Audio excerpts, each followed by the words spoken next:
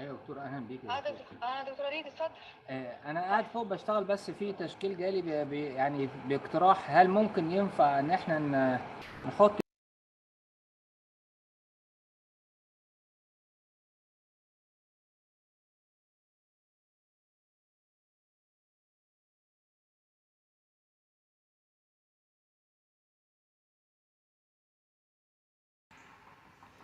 Good morning, everybody. Can you hear me okay? Yes. Great. Yes. Hi, just wanted to see how everybody's doing. It's Amy. I've learned one should announce that. Of course, it makes sense. There's like, 30 or 40 people. Nobody knows who's talking.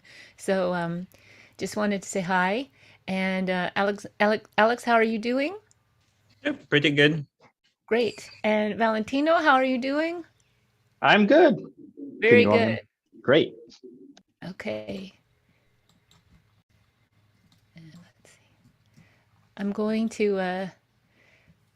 Valentino has a tie, so I'm going to take another screen capture.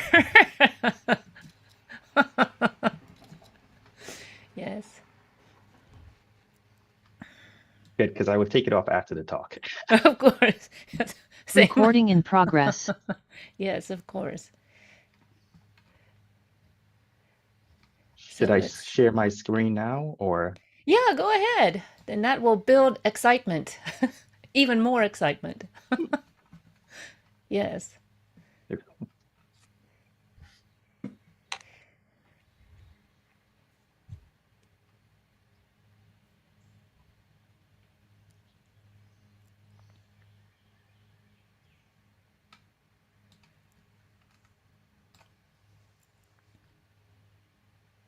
So should I start? I think, Jingyi, we're recording. Is that correct? I think we are recording. Yes, we are recording and on live. Great. Oh, we're live streaming already. Okay, terrific.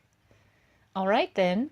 I would say, yes, please, Alex, go ahead and introduce our first speaker, Valentino. We're so excited to have both of you here today. Thank you. Yeah, so I'll be the chair for the session. I'm Alexandru Georgescu from Northwestern, and this session is called Functional Oxides and Perovskites, so quite a few practical applications of oxides.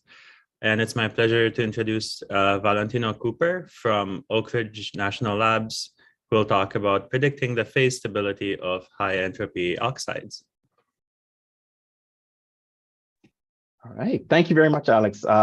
So just before I begin, I want to thank the organizers for the invitation to present my research here. I've really been enjoying the workshop, and I also want to just say a special thank you to the organizers just for all the hard work that it probably took to get this to be where it is right now, given all the curveballs that we've been getting in the last couple of years. So I just want to say a special thank you. So today I'm going to be talking about mostly our efforts to use first principles density functional theory as the basis for understanding essentially how we can guide our experimental colleagues to synthesize a range of multi-component, what we've referred to as high entropy oxides, for the future of looking at them for functional properties. So I won't talk too much about the functional properties of these materials, but I'll say a little bit about where we think these materials could be used.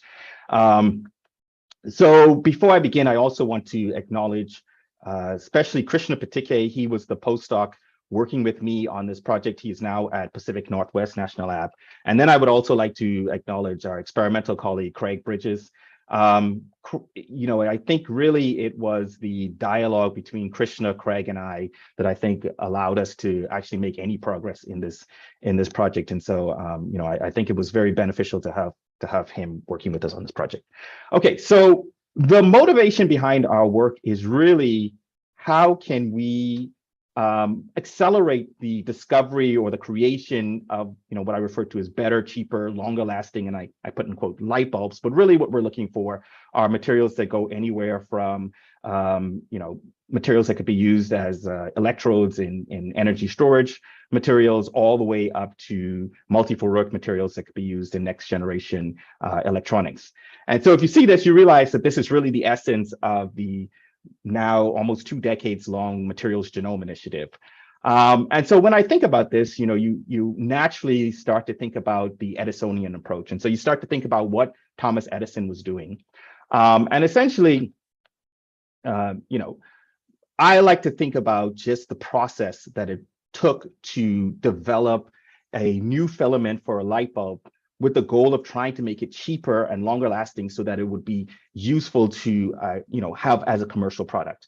And so if you go back and you think about Thomas Edison, you think, he had a company where he had employed a number of engineers that they referred to as muckers, and their job was to really just go through and test a bunch of materials.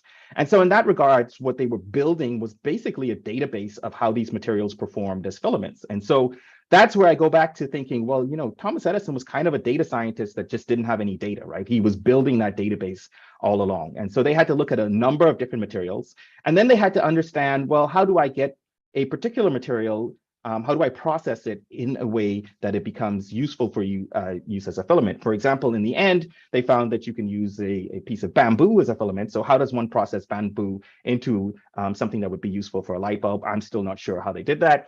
And then the next level was to look at the architecture, right? So they had to take this filament, and they found that, in fact, if you encase it in a vacuum, you can actually get it to last a lot longer. It wouldn't burn out as quickly.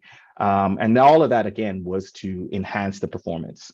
And so as theorists, our challenge is really, how do we build Edison's database in the 21st century? And so essentially here we are, essentially an electronic structure workshop. So of course, the answer is that we use theory in order to predict materials that have these enhanced properties. And so we're all sort of familiar now with the paradigm of using high throughput calculations where we can just go in and choose whatever elements that we care about, put them in a particular lattice or change the lattice and look at different crystal structures, and then try to understand which one of those would be the best one, the best material for the application that we are interested in. Sorry, I lost my pointer. The application that we'd be interested in. And of course, we can then take that, hand it off to our experimental colleague and have them go and make it. But the last part of this is really, we want to be able to ensure that when we hand this material off to our experimental colleague, that they can actually synthesize it, that they can grow it or process it in such a way that it remains active under device relevant conditions. And what do I mean by that? Well, I work a lot on ferroelectrics, and given that we talk about perovskites in this section, perovskites are great ferroelectric materials, but we know that they undergo a phase transition at a certain temperature, and when they undergo that phase transition, they lose the polarization and they become cubic. And at that point, there's if you're looking for that ferroelectric property, they're not very useful. And so we want to understand what happens to these materials as a function of finite temperature. The other thing that can happen when you grow a material is that you can get things like impurity phases that arise. And so we want to understand what these impurity phases are. Can we actually do something to stabilize a metastable phase or to get rid of these impurity phases? And so that comes to the last part, phase stability. How can we just exactly process these materials for better performance?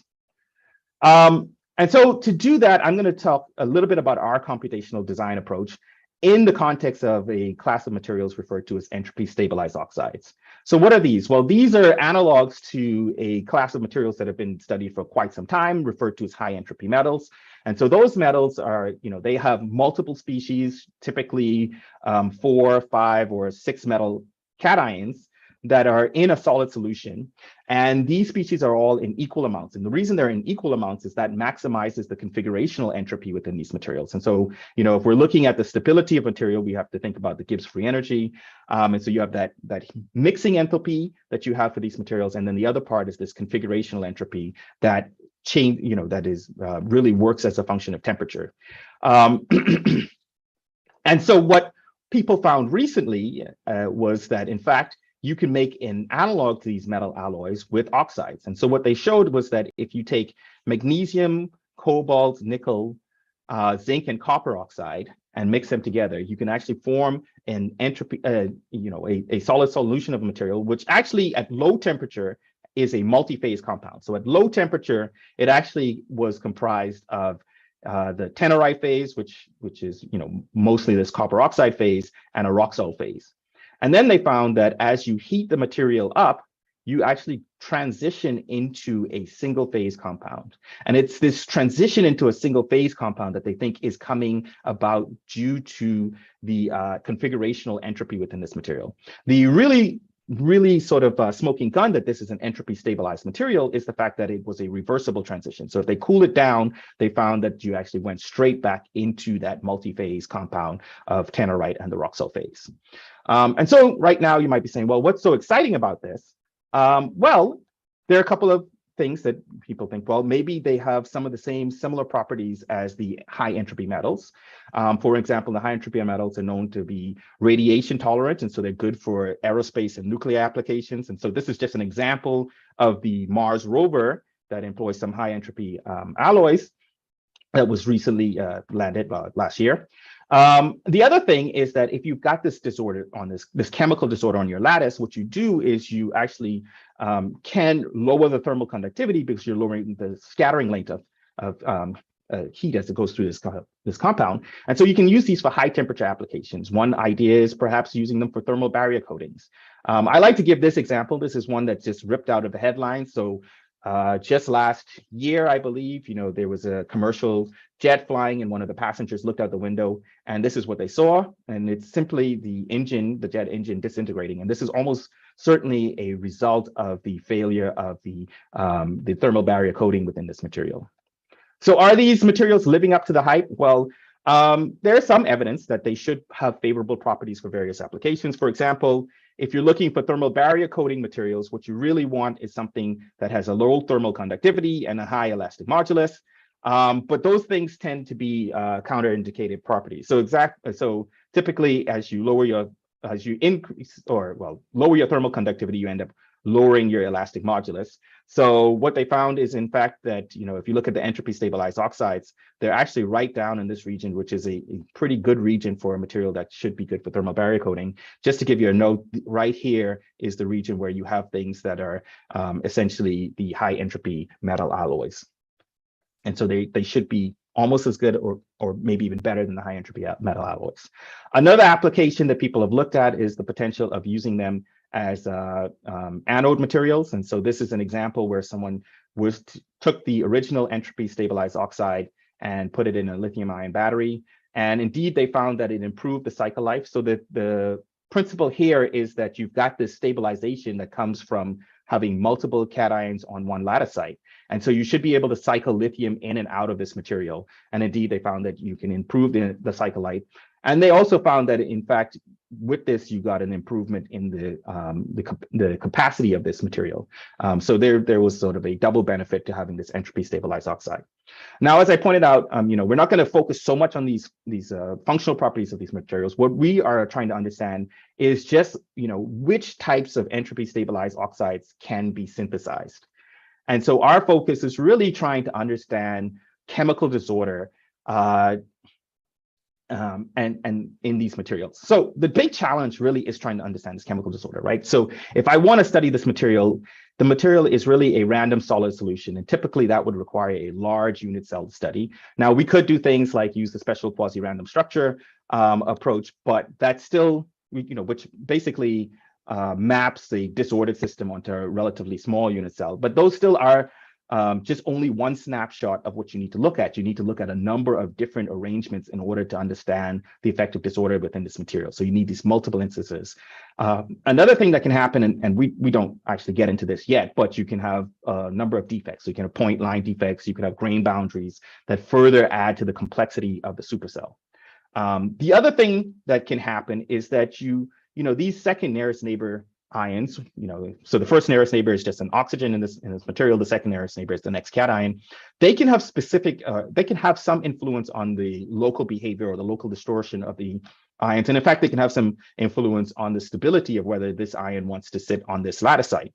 And so you need to have an approach that actually can see that kind of thing. And it turns out that, if you look at things like lead zirconate titanate, where you have a similar behavior, where you have this AB03 perovskite, and on that B site, you have zirconium and titanium that are randomly or distributed, that you cannot actually boil this down to something where you're looking at the coherent potential approximation or virtual crystal approximation, because those local, small local interactions actually make a big point when you're looking at the macroscopic behavior of this material.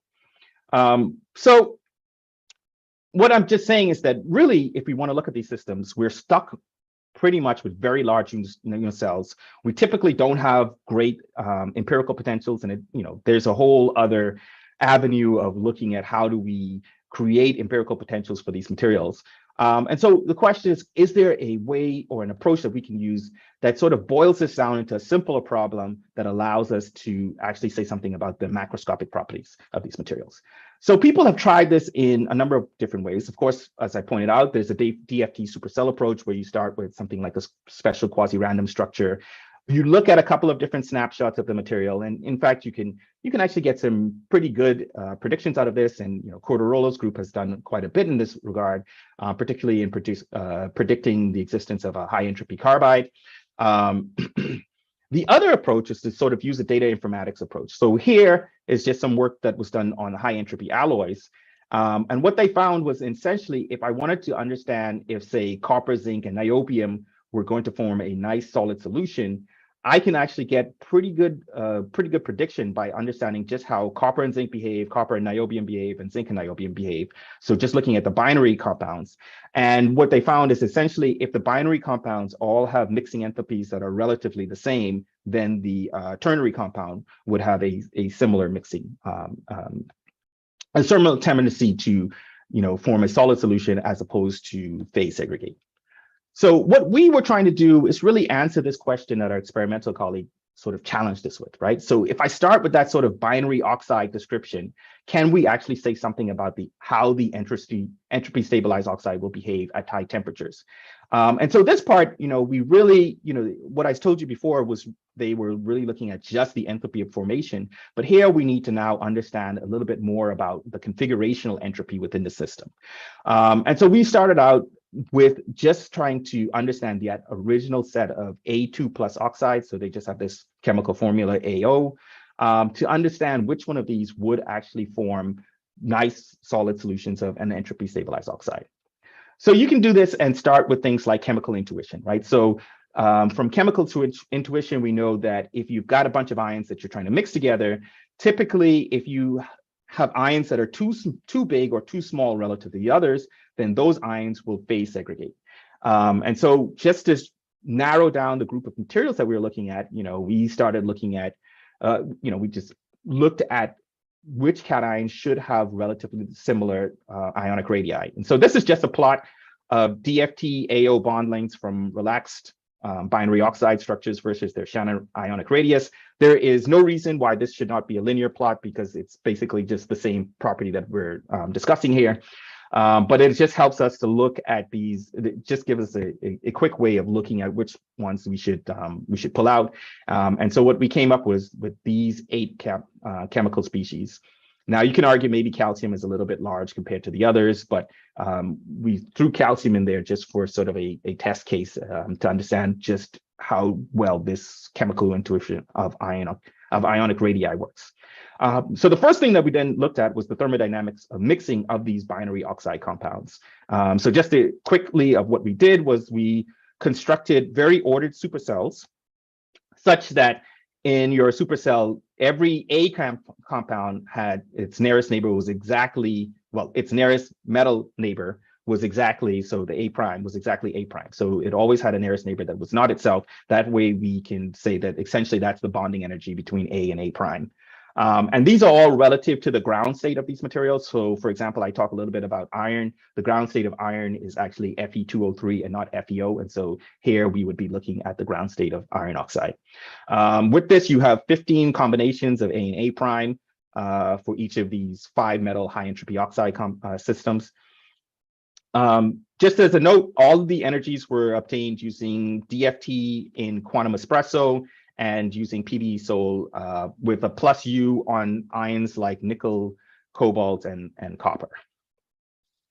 Okay, so from that, we can make these mixing enthalpy maps. The way you can just read this is On each of these axes, I just have one of the ions that we're looking at. So going from calcium to zinc, and here on the y-axis, calcium to zinc. And then where they intersect is telling you what the mixing enthalpy of, say, right here, this square is calcium and cobalt.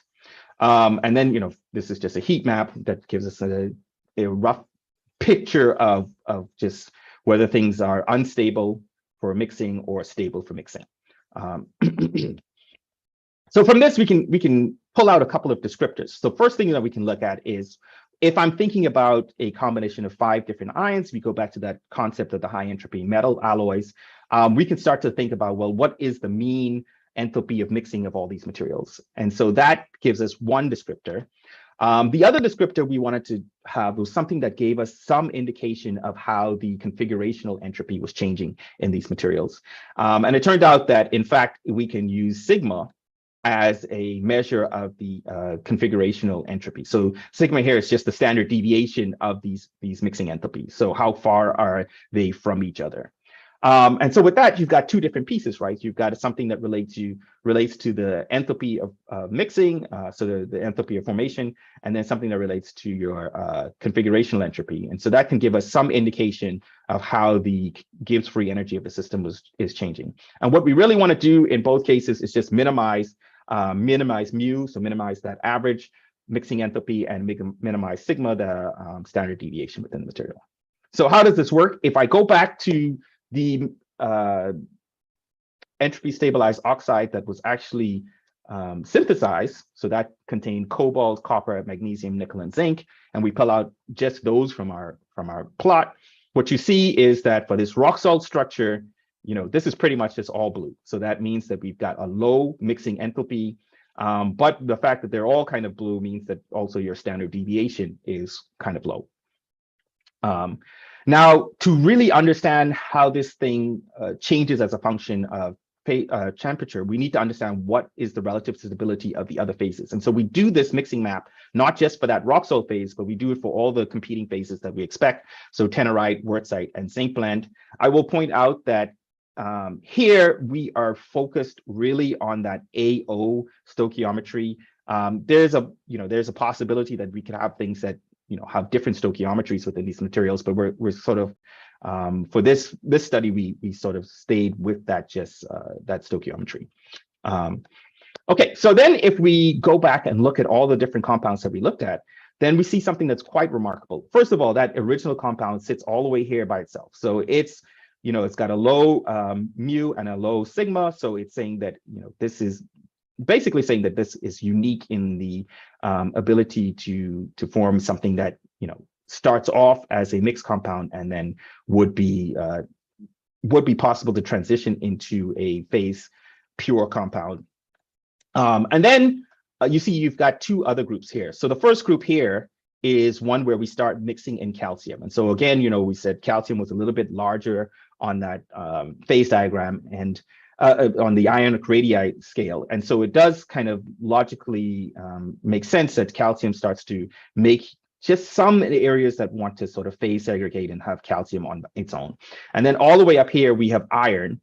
And the thing that we have to think about with iron is that, we're looking at FeO compounds, but iron actually prefers to be in a +3 state, so Fe2O3, and that's what we're seeing coming out right here. It's just really this tendency that it does not want to be so much in that O2 compound.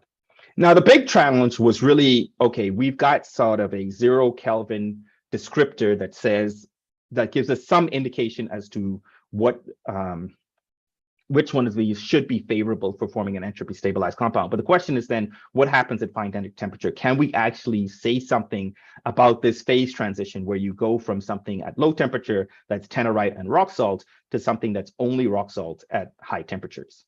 And so to do that, what we did was we took our density functional theory calculations and we boiled it down into a nearest neighbor bond enthalpy model. So you can think about it this way: each B site has a certain number of nearest neighbors, and from that nearest neighbor thing, we can actually then come up with something that just says, all I need to know is what my nearest neighbors are, and I can tell you what the energy of the system is. And so we can then take that, put that on a lattice model, and use something, use Metropolis Monte Carlo simulations to try to understand what happens as a function, what happens to these configurations, which configurations are stable as a function of temperature.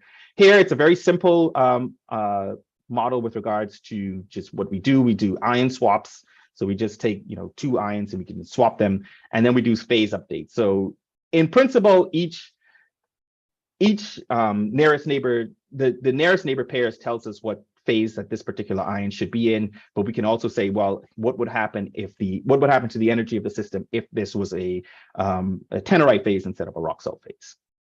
Okay, so from that we can then look at the short range order parameter, and that's just basically telling us what's the average number of species J that's around species I. For this system, a perfect disorder would be 2.4, and so if you see this cobalt magnesium line that's blue, you see that goes right to perfect disorder, which says that cobalt and magnesium don't have any tendency to phase segregate from each other. They will mix pretty nicely.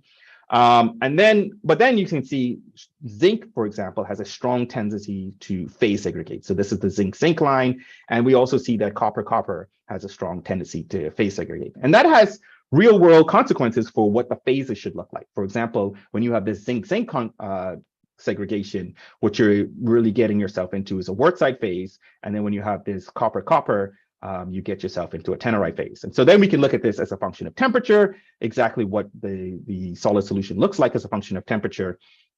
And you see, at low temperature, you've got this rock salt region, which is mostly cobalt, magnesium, and nickel. And then you've got this tenorite phase, which is mostly copper, and this Wurtzite phase, which is mostly zinc. And then as you heat it up, you see the red area starts to go away pretty quickly. You still have some of this Wurtzite phase, and then eventually you get something that's, really a solid solution. And so then we can take that and we can look at the phase fraction as a function of temperature. That gives us a better idea of what's going on. And indeed, what we see is that as we heat this material up, we go from something that was a mixture of the tenorite and Wurtzite phase to something that's all rock salt phase. And we could do things like simulate the X-ray PDF of these systems to try to understand where this phase transition is. We're just going to mark it somewhere between 900 and 1200. It's hard to say when experimentally, these peaks sort of get lost in the background. And so how do we, so it makes it a little bit more difficult to actually make a one-one comparison with experiment, but it can give us a rough idea. Now, one thing that you may have noticed is that we are predicting that, in fact, you should get some Wurtzite phase, but in the experiment, they only actually confirmed the existence of a tenorite phase. So the question was, well, what's going on? Are we predicting something that shouldn't be there, and therefore, maybe we need to refine our model, or did the experiment miss something, or quote unquote miss something? So it turns out that when we did the simulated XRD PDFs, and we can break that down into the different phases, what we found is, in fact, if you look for this Wurtzite and tenorite peaks, they're pretty much overlapping each other. So it's hard to distinguish these, except for the one point is that you have a peak right here that is only a tenorite phase. And so if I was an experimentalist, I would probably say, hey, look, I can't tell you down here if there's a Wurtzite or if there's a Wurtzite phase, but I can certainly tell you there's a tenorite phase. And so it makes sense that you would report the tenorite phase, but not the Wurtzite phase. But our work is kind of saying that, you've got really this hidden Wurtzite phase within this materials. And so that we thought was a quite interesting outcome of our research. Okay, so with the last couple of minutes, I just want to turn this a little bit into something where we are actually predicting new phases of new materials that hadn't been synthesized before. So, after that 2015 paper, people have just kind of run with this entropy stabilized compound model. And so they found a number of different oxides, carbides, borides, and silicides. And so we were trying to understand if there were other things that could be made. And this actually started out with the fact that Craig decided that he would go and try to make some pyrochlore phases. And in fact, he made some things that he thought were nearly pure pyrochlores, and then some things that were probably not pyrochlores with significant amounts of, say, a perovskite phase or this layered lanthanum tantalate phase.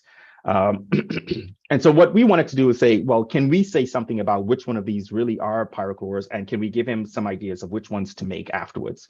And so we looked at a number of lanthanum and neodymium based pyrochlores. Again, we sorted them out based on ionic radii, and we came up with these 7 different chemical species that we looked at. Turns out lanthanum and neodymium are pretty close in ionic radii size. So for many of the cases, we get very similar results, whether we're looking at lanthanum or neodymium. So the one thing that we did have to do that we added onto this one was now looking at different stoichiometries. We had to understand, for example, how do I go from a pyrochlore phase to a perovskite phase, where there's certainly a different balance between the AB cations and the oxygen. And so now we incorporate things like the chemical potential of oxygen. And so we can use that to look at the partial pressure of oxygen within these materials. And we can say things about like, what's the tendency for vacancies to form within these materials. Anyway, with that, we actually came up with about 8 things that we thought were reasonable for synthesis consideration. That this was a mix of things that were actually going to be phase pure compounds, or things that would have some impurities that we could say something about. And we synthesized quite a bit, and it turned out that indeed 5 of them we had a great agreement. We were able to actually find phase pure compounds. One thing I like to say about this was kind of an interesting case where we actually only were confident in 3 when we submitted the paper, and the reviewer was not happy that we only had 3, and was like, well, what happened to those last 2 that should have been phase pure? And so our experimental colleague went back and refired them, and it turned out that, in fact, he just needed to tweak his experiments, his synthesis conditions just a little bit, and he was able to find them to be phase pure compounds. So with that, I'm going to just kind of conclude. Really, what we're trying to do is predict materials with enhanced properties that can be synthesized and remain active under device relevant conditions. I would say the biggest important thing of what we're doing is really having that dialogue between theory and experiment. It's really kind of been a very eye-opening thing where we suggest something, he tries to make it, he says, hey, these are the impurities. We go back and we say, oh, okay, yeah, we didn't think about those impurities now, and sort of go in that loop. And that's how we got really to the point where we started to understand which materials that can be made. So with that, I put my acknowledgements and take any questions. Yeah, so thank you so much for your talk. I think the way we're going to questions is at the end of the entire session, right? No, we can take a few now. We can take a few, okay. Yeah.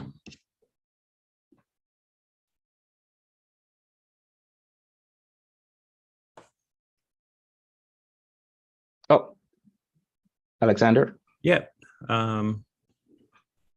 Hello. This was a great talk, and I'm really very much interested in disordered oxides. I think that's an emerging topic that's really important. And some years ago, we looked at disordered lithium transition metal oxides. And just as a comment, because of the large size difference between lithium ions and transition metal ions, we found that there are also other criteria that can make these kind of materials disordered. And the electronic structure is there especially important, the d electron count of the transition metal ions. If the transition metal ions allow for strong distortions, then the size differences don't seem to matter that much. And related to that, I wanted to ask you if your model accounted for the different oxidation states that the transition metals can be can occupy. For example, the cobalt oxides, cobalt can be in multiple different oxidation states, manganese as well. And we typically consider each oxidation state as an individual species. Yeah. So in our model, the oxidation state comes in when we do the phase. So, for the AO oxides, they're all 2+. But for things like the pyrochlores, where we looked at things like whether it's going to be in a pyrochlore or a perovskite structure, then normally whatever the oxidation state in the pyrochlore structure is, that's the energy that comes in with that energy. So that does, it does come in there in that way. It's subtle and not direct, but it seems to be working quite fine for those right now. When it comes to lithium, actually, we have some work where we are trying to look at lithium, and also seems that vibrational entropy is important. And I didn't talk about the vibrational entropy stuff yet because that's still, well, Cooper has some nice papers on that, on how to do that. But we're still sort of in the tinkering phase of putting that into our model. Right. So just a quick follow-up question. Does this mean in your rock salt phases, you always assume that the metals are in 2+ oxidation state? Yeah. But that's not technically necessary, right? Some can be in 1+, if others are in 3+. And so as long as the average is 2+. As long as the average, that's true. But for our systems, we I mean, I haven't seen anything where it actually does 3-1. We can go in and look at like the density of states and see how the electrons are reproportioning, but some of them are just like hard 2+, and so nothing you do with anything else will change that. Iron, maybe. We haven't looked so much in depth at the iron, what the iron is doing, but that's quite possible that the iron does that. It certainly doesn't like iron, so we kind of like put iron to the side after we saw that it was all the way out there. Okay, thank you. Thanks. And we have one more question from John Vincent. Hi, thanks for the talk. So when doing these types of calculations, the plus U is a bit of a parameter. And I was wondering if you could just say, since we have a lot of people here who are getting into calculations, you could say a bit about sort of how you went about choosing them, and also maybe how sensitive your results or models were to the actual choice of U. So for the A2O compounds, that was a tricky one, because if you look at nickel oxide, for example, that's just horrendous with regards to predicting the ground state, right? So we basically went on the thing of trying to get the right ground state, and so we kind of moved U until we got to a point where we got nickel. So we wanted, it's supposed to be rock solid, but it was coming out as like zinc blend or something like that, and so we tuned it until it got to that right point, and we saw that a lot of it had to do with just you don't have a gap, right? So and so that for those, then we focused on just kind of making sure that we got the right behavior of the end members. There probably is a good question of like what happens when you start mixing them, and maybe this goes back to Alexander's question, right? When you have nickel, that one might also change oxidation state if you don't have the right U value. But yeah, you can look at things like the band gap. You can look at just what's the ground state structure. And then once you have that, the question is, well, how far apart are those, say, the energy of being stable in work side versus tenorite phase? And that does take some careful consideration. Yeah. Thanks. That's a good question. So though this will set us behind a bit on time, I also had a question. So for example, the nickel oxide, right? So it becomes insulating partially as a result of magnetism. Yeah. So I guess the question is magnetism included in these calculations? Yeah. So magnetism is also another thing that we're super interested in. Magnetism is very difficult because you've got a lot of disorder. And so for the ground state calculations, yes, we know what the magnetic ordering should be in nickel oxide. It's like a 1-1-1 antiferromagnet, somewhere like that. And so we do that. But when we get to the disordered phase, it gets really interesting, right? Because you've got you basically only have 3 magnetic cations, so it's 60%. And then the question is, well, what happens? What should the magnetic ordering be if I've got a compound that is nickel and copper, for example? Well, copper goes to 0, but that's kind of so for the binary compounds, we have it, but we have some work trying to look at what happens in sort of the 5-member magnetic compounds. But it's a very difficult problem. But for the total energetics, would it be useful to just like have everything ferromagnetic and then say all the other energies are small? No, sometimes the ferromagnetic energy is, it's a lot higher than the antiferromagnetic ordering energy, and that throws things off. Okay. Yeah. Right. Well, thank you so much. So what we'll do is everyone will still have their allotted time. We'll just maybe shorten the questions at the end. And at the end of the day, you know, we don't have a room we need to vacate. So it's fine. All right. So thank you again so much for your talk. The next speaker is Olugbenga Oshakuade from the University of Ibadan, Nigeria, who will speak on the effects of pressure on the electronic properties of potassium tin halide perovskites.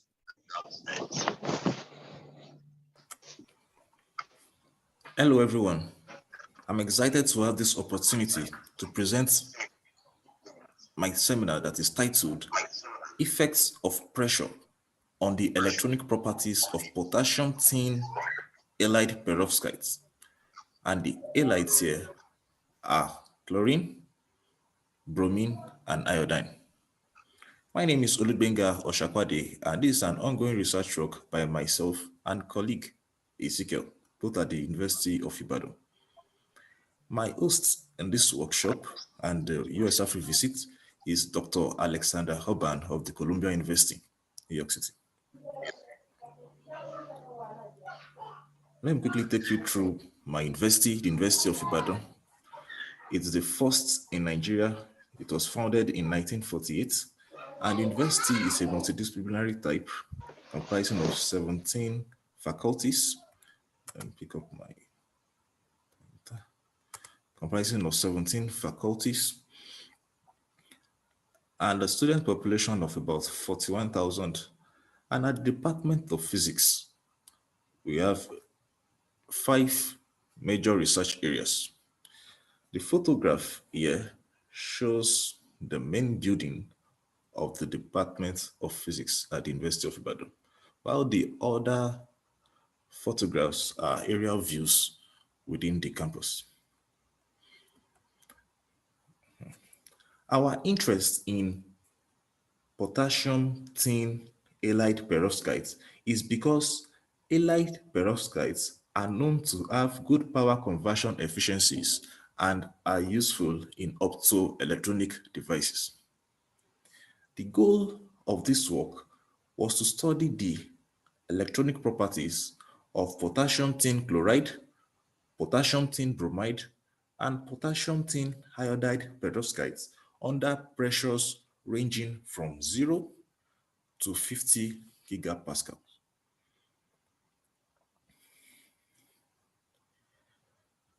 The structure relaxation and self-consistent field calculations are performed using plane wave method-based DFT as implemented in the open source quantum espresso suite. PBE0 was used to describe the exchange correlation energy of the interacting electrons. The Brillouin zone is sampled at gamma-centered K-point grid of 10 by 10 by 10 using the Nernst-Bach method. The K-space integral and the plane wave basis are chosen to ensure that the total energy is converged at 0.1 millirayberg level. The kinetic energy cutoff for the plane wave expansion is found to be optimal at 60 rayberg. And the Morangan equation was solved, and the linear 90 code was used to plot band structures. So this figure shows the structure of a typical peroxide, and in this case, the potassium tin halide perovskites. And for a conventional cell, in this image, the body centers of the cubes, of the conventional cubes, is occupied by potassium, while the face centers, marked with green, is occupied by the halogen elements, in this case, chlorine, fluorine, and iodine, while the corners of the conventional cubes are occupied by tin.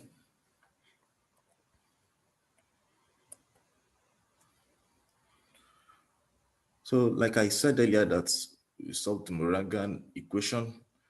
It's solved by fitting optimal cell volumes, bulk modulus, and derivative of bulk modulus to predict calculated total energies at different lattice constants. This is the Morangan equation, and it gives the relationship between energy and volume. Having calculated the total energies of potassium tin halide at different lattice constants, the optimal cell volume, which is the volume at the least total energy, the bulk modulus, and its derivative is obtained by fitting the Morangan equation. And in fitting, to ensure accuracy, in order to ensure that the relationship between the external pressure and cell volume is accurate, the fitted structural properties is ensured to have a chi-square error, to have chi-square errors less than 0.001. These graphs show the relationship between total energy and cell volume for the three halides. This is for potassium tin chloride, potassium tin bromide, and potassium tin iodide. And the optimal cell volume is obtained for each of the halides as listed below the graphs.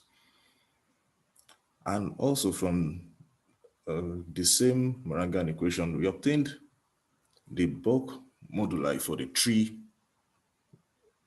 halides. This is the band structure for potassium tin chloride at 0 to 50 gigapascals. At zero pressure, which is this, shown with the green lines, at zero pressure, the band gap is 2.47 electron volts. And this band gap is observed to reduce to 2.35 electron volts when the pressure of 20 gigapascal is exerted on the perovskite. And that is represented by the blue lines in the graph. And the band gap is observed to further reduce to 1.65 electron volts when 50 gigapascal is exerted.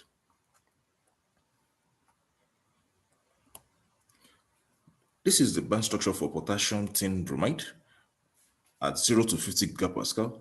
At zero pressure, the band gap is observed to be 1.93 electron volts. At 20 gigapascal, it's observed to have reduced to 1.61 electron volts, and at 50 gigapascal, 0.74 electron volts. So significant decrease in band gaps is observed by the exertion of external pressure on the potassium tin bromide perovskite. This is the band structure of the potassium tin iodide at 0 to 40 gigapascal. Our aim was to get to 50, but we had to stop at 40. At 0 gigapascal, the band gap was observed to be 1.38 electron volts. At 20 gigapascal, it was observed to have reduced to 0.99 electron volts. And at 40 gigapascal, it was observed to exhibit metallic property. This graph tries to summarize what I've just said. It shows the energy band gap of the three halides at different pressures. And it is observed that as pressure increases, the band gap decreases. And it decreases rapidly in iodine, that is the iodide, the potassium tin iodide peroxide, compared to the potassium tin bromide and potassium tin chloride. And this gives a range of different band gaps that can be useful in different applications. And the table I have in this corner compares the result obtained in this work. Let's know that in this work we have used hybrid functional PP0 in our calculations, and the band gaps were observed to be much higher than the work by Khan et al. The effect of hydrostatic pressure on the electronic properties of potassium tin halide has been studied using DFT. All the systems were found to be semiconducting at pressures considered except potassium tin iodide that exhibited the metallic behavior at 40 gigapascal. The band gap was observed to decrease with pressure, and the system under pressure can absorb in the visible region, making them potential material for solar cell and optoelectronic applications. These are my references. I wish to appreciate the USAfri, that is the US Africa Initiative in Electric Structure, the Innovation Fund of the American Physical Society, the Columbia University, and the East African Institute for Fundamental Research for this opportunity and the privilege to present and participate at the 2020 workshop on recent developments in electronic structure. Thank you so much. Okay. Well, thank you so much for your great talk. As we were mentioning, we'll have questions for the contributed speakers at the end. It's my pleasure to introduce Amisi Safari from the Institut Supérieur Pédagogique de Bukavu from the Democratic Republic of the Congo, who will present on the structural and dynamic phase transitions of sodium niobate from first principles calculations.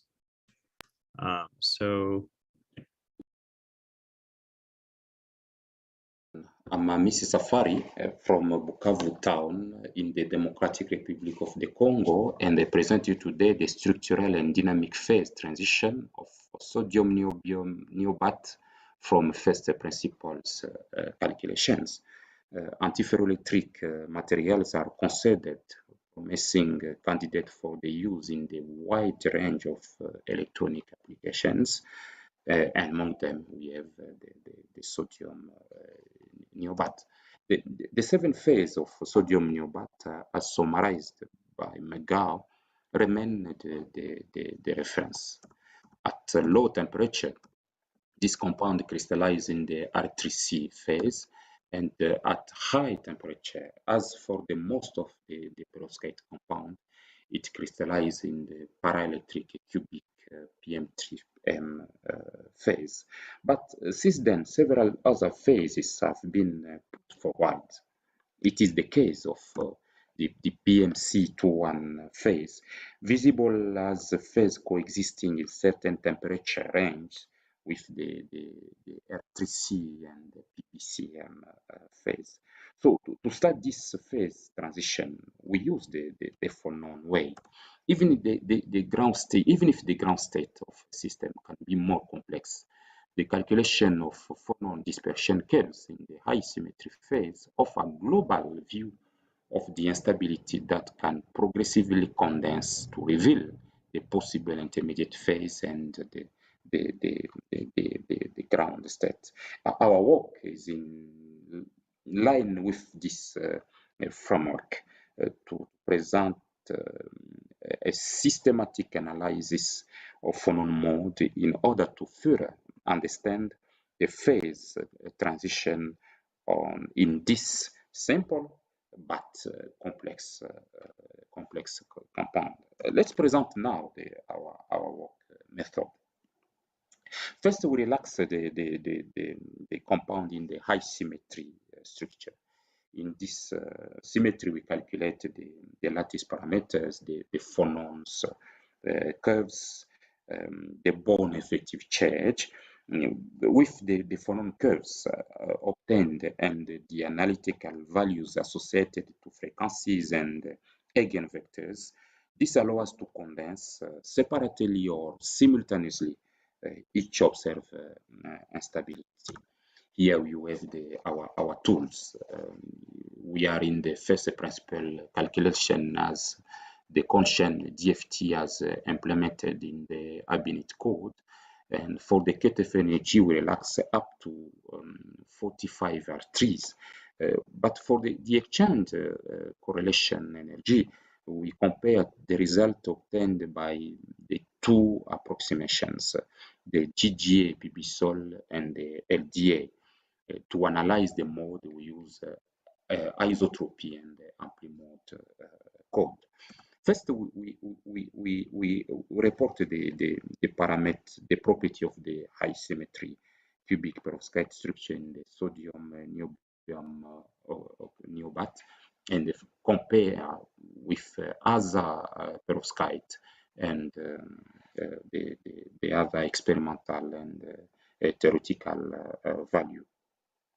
Let us nevertheless to point out the discrepancy of the value found by Prozandiev, who used the ultra-soft atomic potential.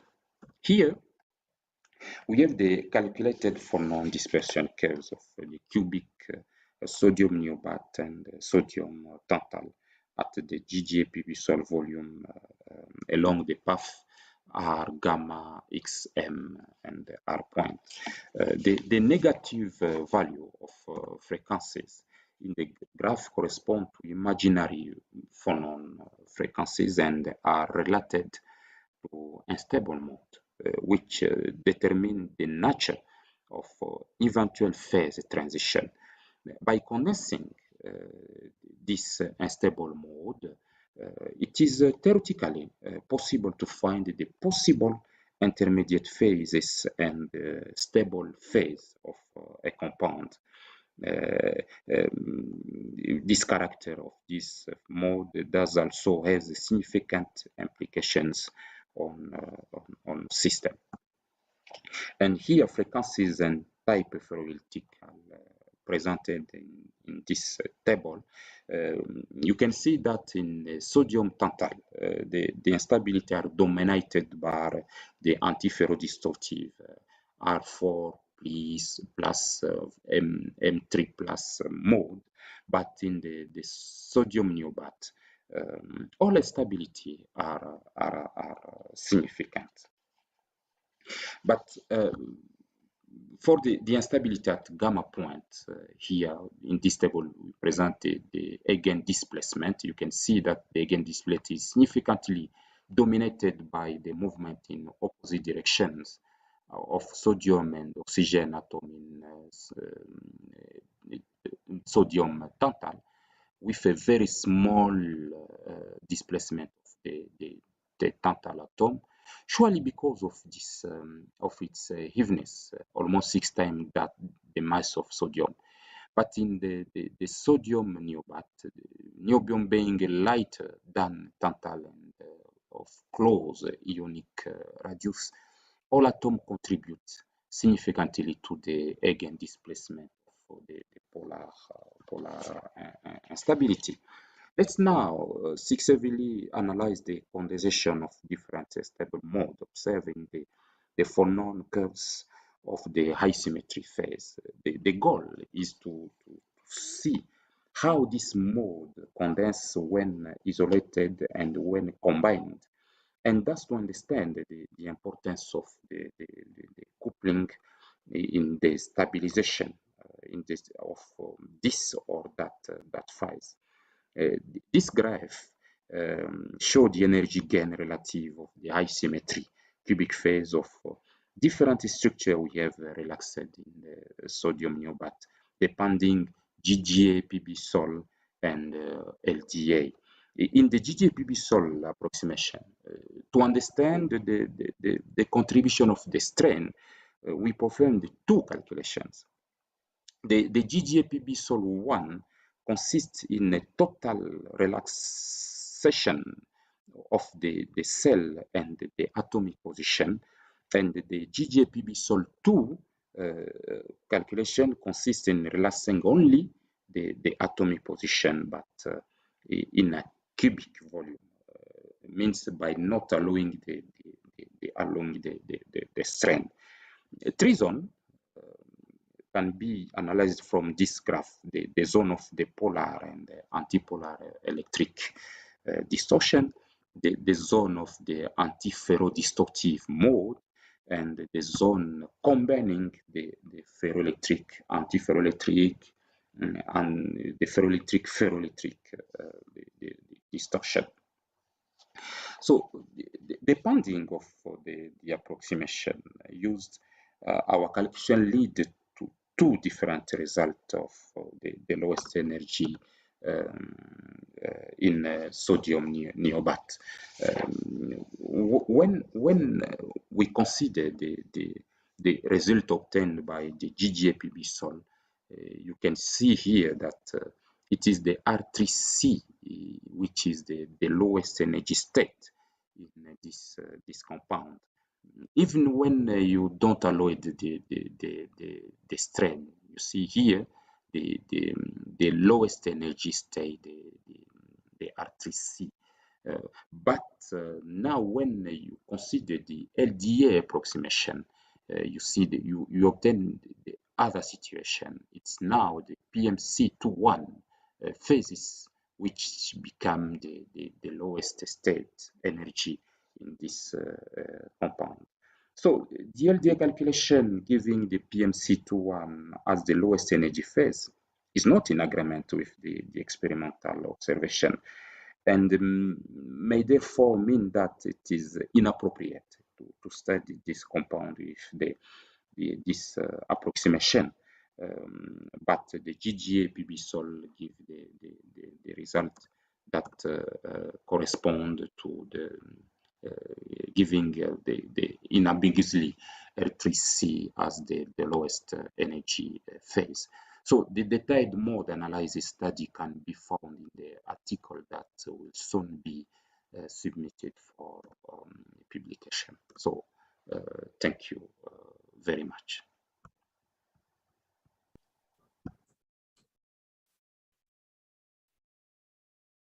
Okay. Well, thank you so much. So it's my pleasure to introduce the next speaker, Adewumi Popoola from the Federal University of Technology in Akure, Nigeria, who will speak about the effect of chromium in ytterbium monoxides towards spintronic applications.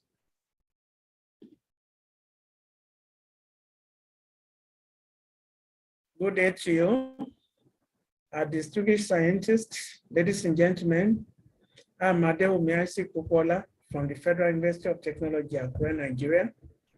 I'll be speaking to you on this topic, the effects of chromium in ytterbium monoxide towards spintronics application. And these are the content of the talk. Introduction. Investigations have shown that the electron spin can be controlled and therefore explored for many spin-based devices, especially data storage.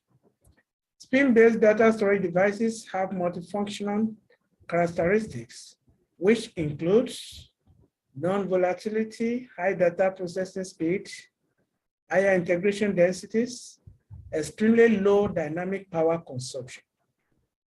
And magnetic semiconductors have been found to be particularly attractive in this area. Many magnetic semiconductors can be realized when group 3, 5, group 2, 6, or group 4, 6 semiconductors are doped with magnetic elements such as iron or nickel. Now, my motivation. We do know that alkaline and alkaline earth chalcogenides have been widely used in so many technologies. For example, in photovoltaic, thermoelectric, and so many other areas. However, lanthanide chalcogenides are not well known, and the reason for this is because the lanthanides, they have a stable 3+ valence, which rarely make them to form stable compounds. But among the lanthanides, europium and terbium, they have formed a sizable number of stable compounds, such as europium oxide, europium sulfide, and terbium oxide. And the reason for this is because europium and terbium, they have in larger ionization energies. Of course, we know that ytterbium monoxide has been synthesized, and it's a semiconductor which crystallizes in a stable non-magnetic rock salt structure at ambient conditions. But as I said earlier on, viable technological applications are yet to be identified for YBO, which is the reason why I have embarked on this investigation by trying to see if ytterbium oxide or ytterbium monoxide, if it can be improved further, or if its application horizon can become wider so that we can find other area of application for its usage. Now, the steps for the calculation that I have carried out. The flowchart is as shown here, wherein I have used the quantum espresso package. And in that package, I have employed the generalized graded approximation to treat the exchange and correlation potential of the DFT. And in carrying out the investigation, I've considered the inducement of ytterbium by 25%, 50%, and 75% with chromium. And I've also checked the dynamic stability of those inducements through the density functional perturbation theory. Results and discussion. Here we have the crystal structures, which actually represent the supercell for each of the compositions. This is for ytterbium oxide, wherein we have the structure designation with the number. Then this is for the 25% of chromium in ytterbium, 50% of chromium in ytterbium, and 75% of chromium in ytterbium. Then here we have the structural stability, which I have evaluated using equation 1. The results obtained are shown in table 1, wherein all the results are negative. And that is indicating that all the compositions are thermodynamically stable. Here we have results for the photon dispersion. And here I have tried to evaluate the dynamic stability of those structures. And the result here is for 25% chromium in ytterbium, this is for 50% chromium in ytterbium, and this is for 75% chromium in ytterbium. And here we can see that we don't have negative phonon frequencies, while here we have negative phonon frequencies, telling us that for 50% and 75% chromium in ytterbium, those structures are dynamically stable. Here we have the equilibrium structural properties, and the results are given in table 2, where we have for the lattice parameter and the bulk modulus. I have deliberately compared ytterbium oxide alongside the other concentrations. And the reason for that is because we have theoretical results, available theoretical results, and experimental results for ytterbium oxide. And from what we can see that there is a good agreement between the calculated and the experimental values, which actually goes to show that the result for these other compositions should be reliable enough for whatever prediction one is trying to make. Then also we can see from here that the bulk modulus increases with CR content in the compositions. Then here we have the electron structure results, where we have computed the band structure along the majority spin and the minority spin. And what we can see here is that in the majority spin band, the material is metallic, but in the minority, it is semiconductor. But again, not ordinary, but a direct gap semiconductor. The result we have here also for the 50% chromium in ytterbium is similar to that of 25% chromium in the ytterbium. Likewise, similar results for 75% chromium in ytterbium, wherein in the majority spin band, it is metallic, but in the minority, it is a semiconductor with a direct band gap. Again, here we have the electron structure 2, which is the density of states. And from what we can see, we can infer, we can see that chromium and oxygen are the ones that are hybridized to give the total density of state, while ytterbium contribution is insignificant. While here, we can see that the exchange splitting scene is actually caused by the D band of chromium in the majority spin channel. And that was caused because chromium actually splitted into the CrT2G and CrEG. The result obtained here is similar to what was obtained for the 50% chromium in ytterbium and also for the 75% chromium in ytterbium. And what we can infer from this electron structure 2 results are that all the compounds are metallic for majority spin and semiconductor for minority spin. Also, we can see around the fermi that 100% spin polarization was actually obtained. Then we can see that there is an asymmetric character between the majority spin channel and the minority spin channel. This one tells us that these concentrations are magnetic. Then 3, the magnetism induced by magnetic spins arose from the localized DCR majority spin states. You can see it's there. Then the magnetic properties. From table 3, we can see the magnetic moments, both for the compounds and for the elements.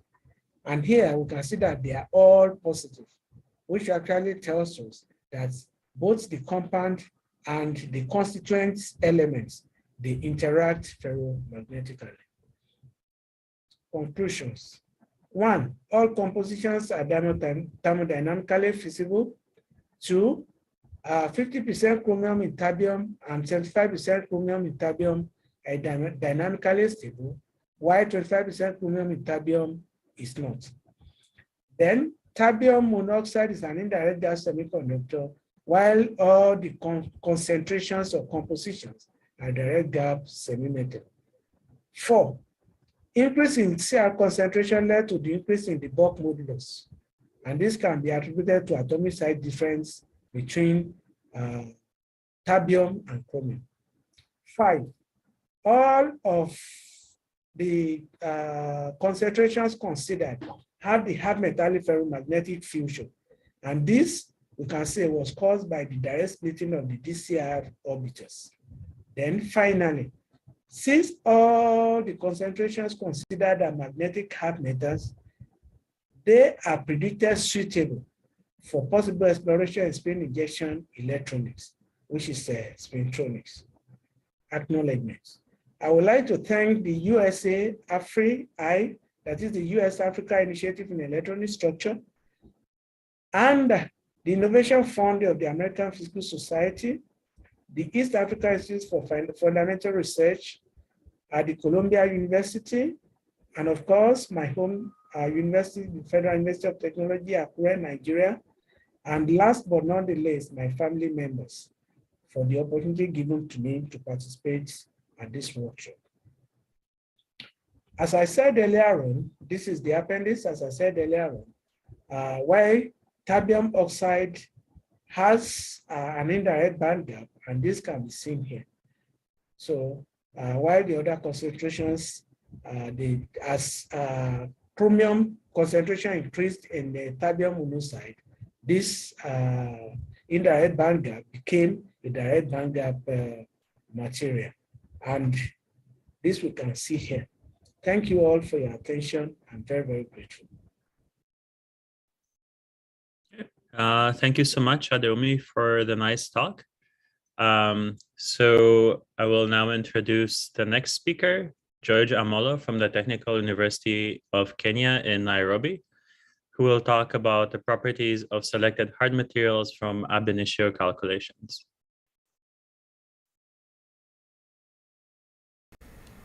Good evening. My name is George Amolo. I'm going to make this presentation entitled Properties of Selected Hard Materials. I am affiliated to the Tech University of Kenya, and I also work with the Kenya Education Network, which is the National Research and Education Network. We were not able to visit because of visa problems. We were supposed to be hosted by Professor Renata Venskovic after the main activities. Thank you for the opportunity to make this virtual presentation. This is the outline of my talk to explain why we are doing this kind of work, what is driving us. I'll also mention the outputs and the codes that we use. Then I will make a survey of selected works on hard materials and some acknowledgement. A good understanding of materials is important because materials have an impact on how we live. The type of materials we use will affect the environment, our energy sources, as well as health or our well-being. We also complement efforts of groups carrying out experimental risk material science, as well as we engage others in collaborative work. In doing so, we are we are engaging in capacity development in material science to investigate challenges of national interest as well as multidisciplinary work. Our information that we require is from our electronic structure work, structural and geometrical, electronic, as well as optical properties. We use a lot of GPL code, quantum espresso for ground state work, YAMBO for excited states and optical states, both GPL. We have an academic license for VASP, and Siesta is the latest code. I'll provide just a flavor or a survey of some of the works that we have done in the past. This is the first work on 4D metal carbides and nitrates was driven from the days of graduate school in South Africa when there was a lot of search on alternative hard materials away from the traditional ones which were expensive, such as diamond and others, which also are not suitable for certain applications. So in this study, we look at the 4D monocarbides and nitrates. We try to fill in gaps of missing compounds in the literature, as well as investigate trends that emerge. Here's an example of a cohesive energy, which is one of the indicators of hard materials. We look at 4D carbides and nitrates, both in the rock salt structure. Where available, we compare this with the experimental data. We can see here that we have done calculations both using the LDA and GGA. The GGA predictions are much closer to experiments, at least in this region, and the LDA seems to overestimate the cohesive energies, both in the carbides and the nitrates. These are transition metals. LDA, which assumes a uniform electron gas density, will probably not do as well. Here we can also see the predictions for the nitrates. A lot of details is reported in this article. Similarly, all factors held constants. We can see this linear relationship between the wavelength in blue and the bulk model here, both for the 4D carbides. These are carbides, and these are nitrides in the rock salt and zinc blend structures, respectively. You can see as the wavelength goes down, it comes down, we have a rise in the bulk modeling. Okay, now this being transition metals, we know that as we move from left to right, we are filling in the D the d band. Okay, so if they are unpaired electrons, as we move up, we are filling in the d band, and in this region, you'll find that if there are many unpaired electrons, then you'll expect that this will rise. Similarly, we have the case there, and okay. So that was the initial work. The second work now picked up niobium carbide and niobium nitrate, because if you look at these pictures, this you can see that the peaks, the cohesive energy peaks, are in the niobium carbide and niobium nitrate. And so we carried out the next work focusing on these materials, but using now other hardness characterization indicators, shear modulus and elastic constants applied to these two materials. We also looked at the presence of defects. The effect of temperature is currently being looked at using this approach, the MD. We also have, as a reflection, we are also trying to look at previous work using machine learning and other automated, either quantum espresso, to gain experience and apply them to other series of works. Here are other factors that were looked at, indicators, hardness indicators, Vickers hardness. We have, you can see a lot of our materials are hard here. The traditional ones being superior in terms of hardness. But on the right hand side, we can see that there are other qualities that the traditional materials do not have. They are brittle, while the ones that we are studying here are showing ductility, and that will be useful in other applications. This work, a lot of detail is reported in this work. We also looked at how the presence of defects will affect the hardness indicators. For instance, here we have the this talk only reports the elastic constants. We can see degradation of the elastic constants as you increase the vacancies. We see different rates of degradation. The top is for the zinc blende structure. The bottom is the Wurzite structure, where we are seeing less reduced rates of degradation as you increase the vacancy concentration. This is very real because materials in use are not perfect and will have certain concentrations of defects. Okay, so the other bit is the one on electrode contacts, or electrode contact on thin films. This work is driven by previous experiences on experimental work on growing thin films on glass substrates for solar energy applications, spectrally selective coatings.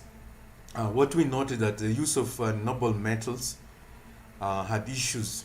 The contacts will peel off from the substrate with time or during annealing. Annealing is necessary if you want to ensure that you're making reliable contacts, electrode contacts. So this was proposed for the diamond substrate that was being used by experimental groups looking at diamond electronics or even radiation detectors. This surface was considered the 1-on-1 surface. Here we have examples of relaxed structures. The top one has gold. You can see this is a clean surface. You can see gold, that gold sits away from the surface. Essentially, it means that gold is absorbed on the surface. If there's hydrogen, remember hydrogen satisfies the downward dangling bond, so we see an elongation there. For oxygenated surface, we see a reduction in the gold oxygen bond length. These gases are considered because they are residual gases that will be there when you're making coatings in vacuum.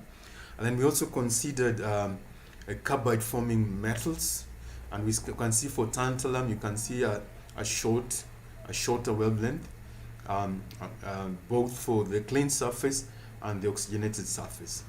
For the hydrogenated surface, we have some kind of elongation. This work is the details of this work can be found in this outlet. Here we report the binding energies. You can see that the binding energies again for the carbide forming metals are much larger than the ones for noble metals, gold and gold, for instance, supporting what we have seen there from the bond lengths. The next piece of work now looked at more metals, increased the number of metals from 5 to 20. We also enhanced the structural optimization conditions, and although not reported here, we looked at both ohmic and Schottky context, studies on ohmic and Schottky context. This is a summary of the work. You can see again that the carbide forming metals have large separation energies. In all these cases, that is not the case for look at the noble metals. The work of separation is generally low. Okay, this work was reported in this outlet. It is open access, and it can be obtained easily. Okay, so just a quick mention of what I do, not what I do, who has supported this assessment, and all these bodies, both national and international. These are current graduate students. These are our local collaborators, and we also have international collaborators for whom we are very grateful. And this is work that I do with Kenneth, early career PhDs, 6 years or less, focusing a lot on computational modeling, but we also move to other areas that need support, like these ones. In cases like this, we invite experts to help us to pick the best candidates, our focus being on the computational component. This year's call. It has not been evaluated. This was in 2019, and this is one of the activities that our latest activities, and just information about high performance computing in Africa. Thank you.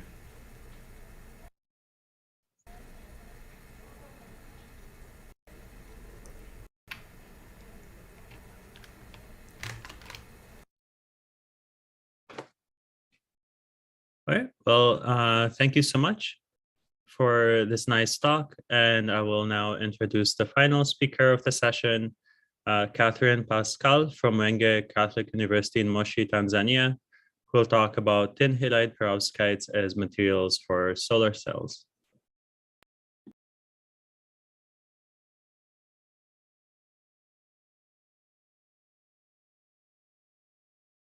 Talk will be on tin halide perovskites as materials for solar cells.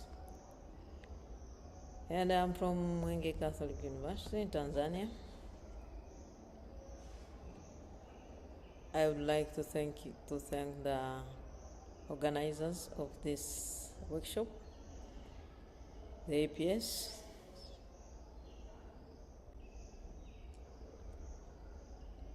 the Innovation Fund of the American Physical Society, the Columbia University, and the East Africa Institute of Fundamental Research.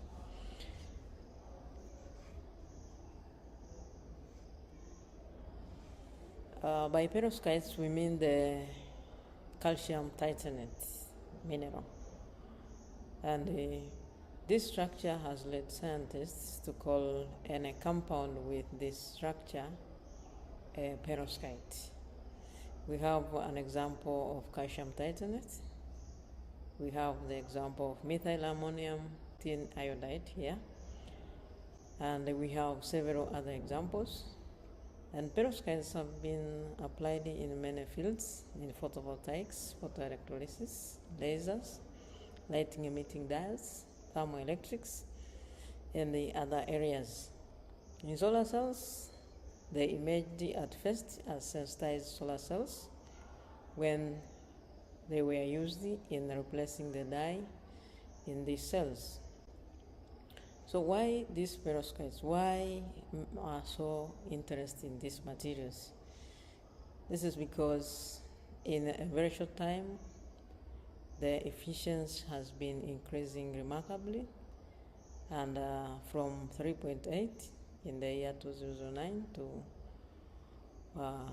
22.7 in the year 2017, which now it has reached 25.5% efficiency. So it's a good area of research. It's very interesting. These materials have got some challenges, which has made them to not being commercialized from those years we have seen there. The low stability of the materials, in which they degrade in humid conditions. Toxicity, lead is toxic to the environment. Short lifetime, they don't live longer. The instability of these individual deposited materials, the whole transport, the electron transport materials, they are not so much stable. So this has made the materials to face challenges in their commercialization. So despite the high efficiency which we are seeing there, we have some issues as we have seen. And the issue of toxicity is caused by lead. And if we can replace lead, it means we can get a good material for application in solar cells, which cannot harm the environment. So tin has been considered as one of the materials which can be used because it is found in the same group as lead, and it has got some properties which are similar. It has got a high efficiency compared to the other elements also. So here the study was about the electronic, structural, and the thermodynamic properties of these tin halide perovskites. And specifically, it was about the tin iodide. So the second part was to replace the cation to see whether we can get a good efficiency, or maybe we can get a stable material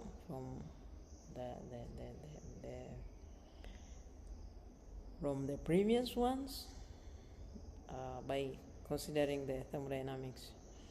So the motivation for this is that the sun is there, it produces enough energy, and when you consider the materials which are generated that have no emissions, the atmosphere, once you can replace the toxic lead, you can conserve the environment, you can make people safe. And when you compare to other forms of energy, the energy which is generated by solar cells is low cost, after being installed, of course. Yeah. So the methodology here, we use the quantum chemical computational methods. Specifically, we use the quantum espresso simulation package, and we did the normal steps of preparing our structures, optimizing our structures, doing the self-calculation, self-consistency calculation, calculating the electronic properties, which were actually our aim, to get the electronic properties, the band gaps, the density of states, and also to get the thermodynamic properties, in which we get some. And yeah, so here is like how the replacement take place. And about the results, we were able to get the band gaps using different exchange correlation functions, in which now, in our case, the PPE gave us a very good agreement to the experimental. So we opt for it. So the aim was to get a good exchange correlation function to get the electronic properties, and here we go. Goes the PBE, and these are the band gaps which were actually generated. About the thermodynamic properties, we were able to get the most reliable property for the formation enthalpy, which is 390, and this is actually more than that of lead, so which makes this material more stable. And when you consider the replacement of the MA, you get that the iodide gave a good result compared to the chlorine and bromine. So you get a band gap of 1.78. And here we have the band gaps, which is as wide band gaps due to the ionic radius of gadolinium, in which the structure changes from 3D to 2D, and according to perovskite absorption from 1.2 to 1.7. Here now tin will absorb. And when you compare the two, the methyl ammonium and the gadolinium, you'll see the difference in their band gaps, where now the gadolinium will show the widening of its band gap due to the structure change as seen earlier. And when you consider the density of states, you'll see that the S states of tin dominate mostly in the valence band, while the P states dominate in the conduction band. And for the halogens, the P states will dominate the valence band with minimum contribution of the S states. And as is clearly seen from this figure, the tin from the gadolinium iodide has much contribution to the total projected density of states. On the part of the thermodynamic properties, we have three reactions which represents the decomposition of the gadolinium. And under these three reactions, you'll find that reaction 1 has the smallest reaction energy, hence most feasible, where reaction 2 and 3 are highly endothermic. So this means that the most feasible one is reaction 1. To conclude, we can say that band gaps were obtained, then the density of states also obtained, the reaction enthalpies were there, and we have the feasible reaction for the gadolinium. Here we have our references, and the acknowledgements goes to my institution, Mwanga Catholic University, the African Development Bank for funding this project, the Nelson Mandela African Institution of Science and Technology, and my sponsors for this workshop, the USAfrI Initiative in Electronic Structure, the Innovation Fund of the American Physical Society, the Columbia University, and the East African Institute for Fundamental Research.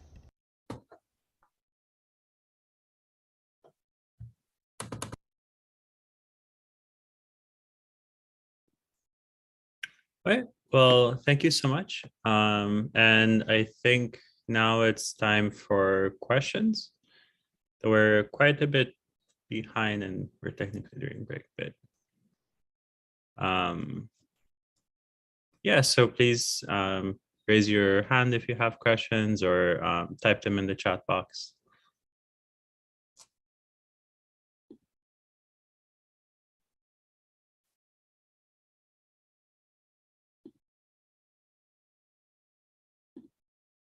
And they can be on any of the previous speakers.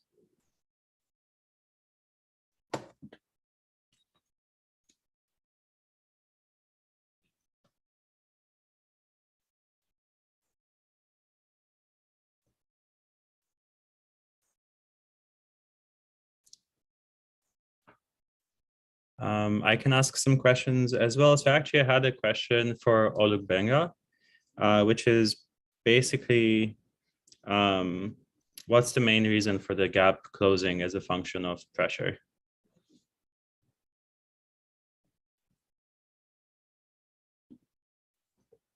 I'm not sure if Olugbenga is still here.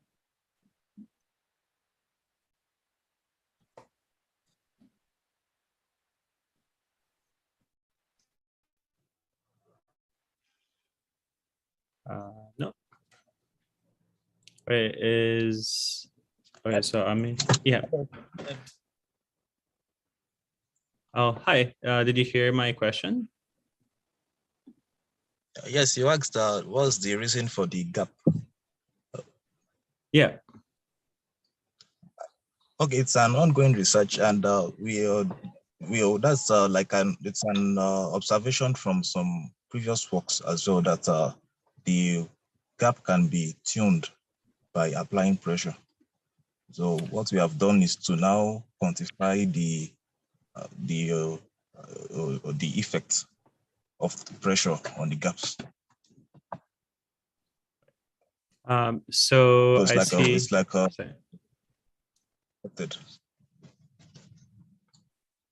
from literature, it is expected that that the pressure would modify the band gap.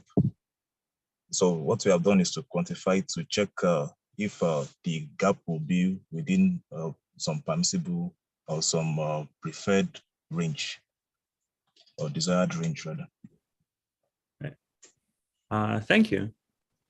So I have a question in the chat box from Sinead for Adewumi.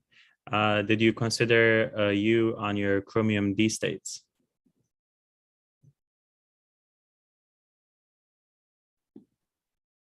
Hello? Hi. Yep, I can hear you. Yeah, please, can you come again? Did you consider U on the chromium D states? So DFT plus U calculation. Yeah, whether I consider the D states. So I'll type it. So on the chromium D states, whether you've added Hubbard U or not, like a DFT plus U calculation. I'm not getting the question well. Okay, we can maybe discuss later. Okay. Hello. I have a question to Oshakuade, I think, from Nigeria. I hope I'm pronouncing it correctly. I just want to know how you included the effect of pressure in your system. I saw that you were changing from 0 gigapascal to 40 gigapascal. Did you just change the size of your system, like the volume, and then you saw this effect of pressure? And if the system is stable under those high pressure, how do you know that?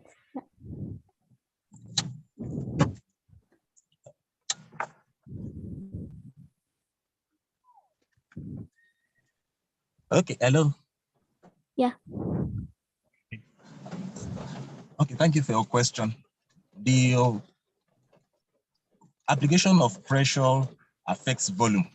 So in the electronic simulation or in the atomic simulation, it was the volumes that were the variables there, and the volumes that were used in such computations were obtained by the solution of the Morangan equation. So by reducing, when pressure is exerted on the material, we expect the volume to be affected. The volume should reduce if the pressure is affected by external pressure from outside. So since the volume reduces, we should the volume reduces. That means that the atomic positions also changed. I mean, the cell size has changed, and then we now proceeded to calculate the electronic properties in the new cell sizes. So, but the cell sizes were obtained by solving the Morangan equation. The cell sizes corresponding to the required volumes. I mean, the cell sizes corresponding to required pressures, rather, we obtained by Morangan equation. Did I answer your question? Yes, thank you. And is your system, how do you know that your system is stable under this high pressure? Because I saw you were just plotting this electronic band structure. Okay, there are the work is still in progress, but there are some things we observed in the course of the work, which is that there are some instances in which the system would not converge, and in which it actually showed that the system, the pressure we have affected, that is the pressure we have exerted, has changed, has made the system to somehow to collapse, not being a physically realistic system by the when the pressure is too large. For instance, for potassium tin iodide, we couldn't go beyond 40 gigapascal, because when we moved beyond that, the SCF stopped converging, and several anomalies were observed, like finding the HOMO energy level greater than the LUMO energy level. But it's still work in progress. We'll still move by to check the stability of all those cases at different pressures. Okay, thank you. Thank you. Well, thank you so much. So we will now have a short 5-minute break before the next session. So thanks again for all the talks, and yeah, see you soon.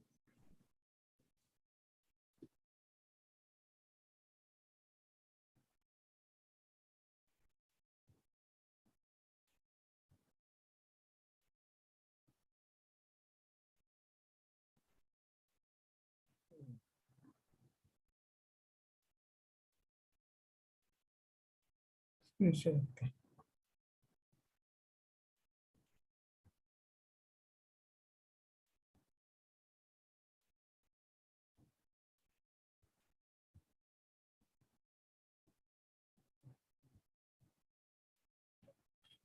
Consider a U.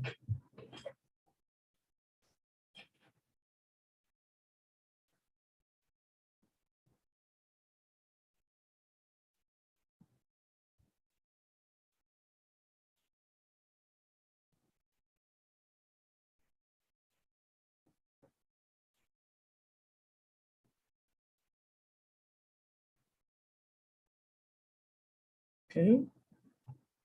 Everyone.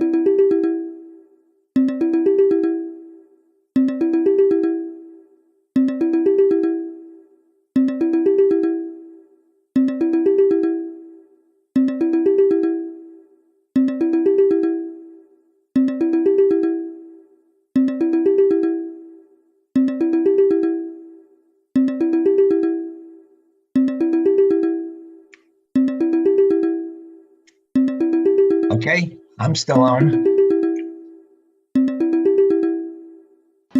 I'm starting. Hello, let's be sure that, our microphones are working. I can hear Richard.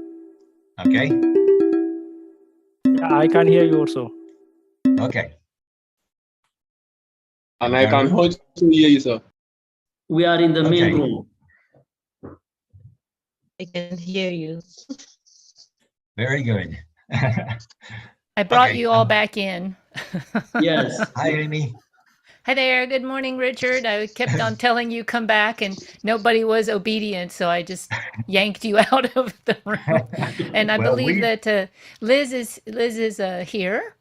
I'm here, yeah. Liz Peterson, yes. So she's here. So we'll have another, I have one more minute on my clock. Yeah. Okay. Would you allow us also to share the screen? Yes, I'm going to stop sharing. Okay. Okay. All right. How's that?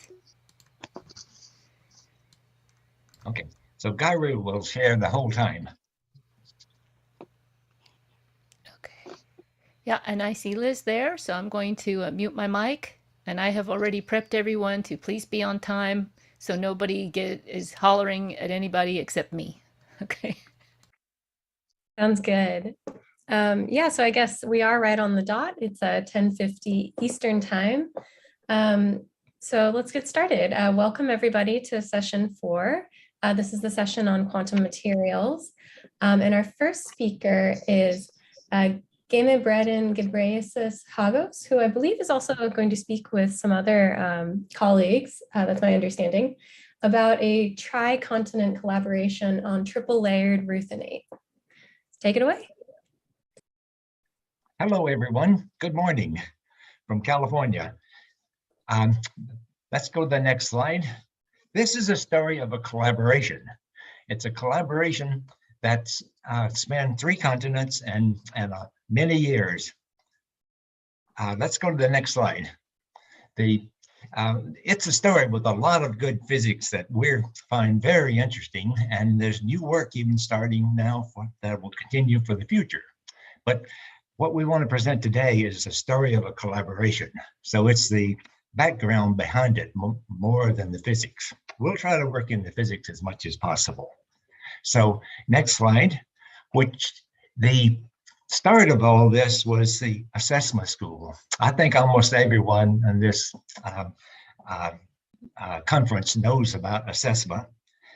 I just wanted to say a little bit more on the next slide about what it's done and the fact that it has made possible this USAfri workshop and the USAfri program, because it's built up many people that have expertise in this area in Africa. So there's the possibility for real world-class research going on with computational physics, and particularly in electronic structure.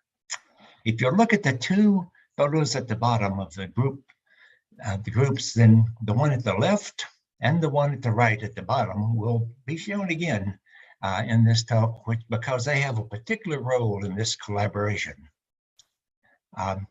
Let's go to the next slide.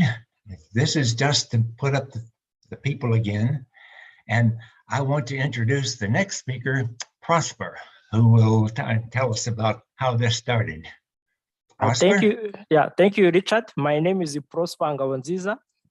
I'm originally from Rwanda, but now I'm sitting in Germany at the Max Planck Institute for Solid State Research.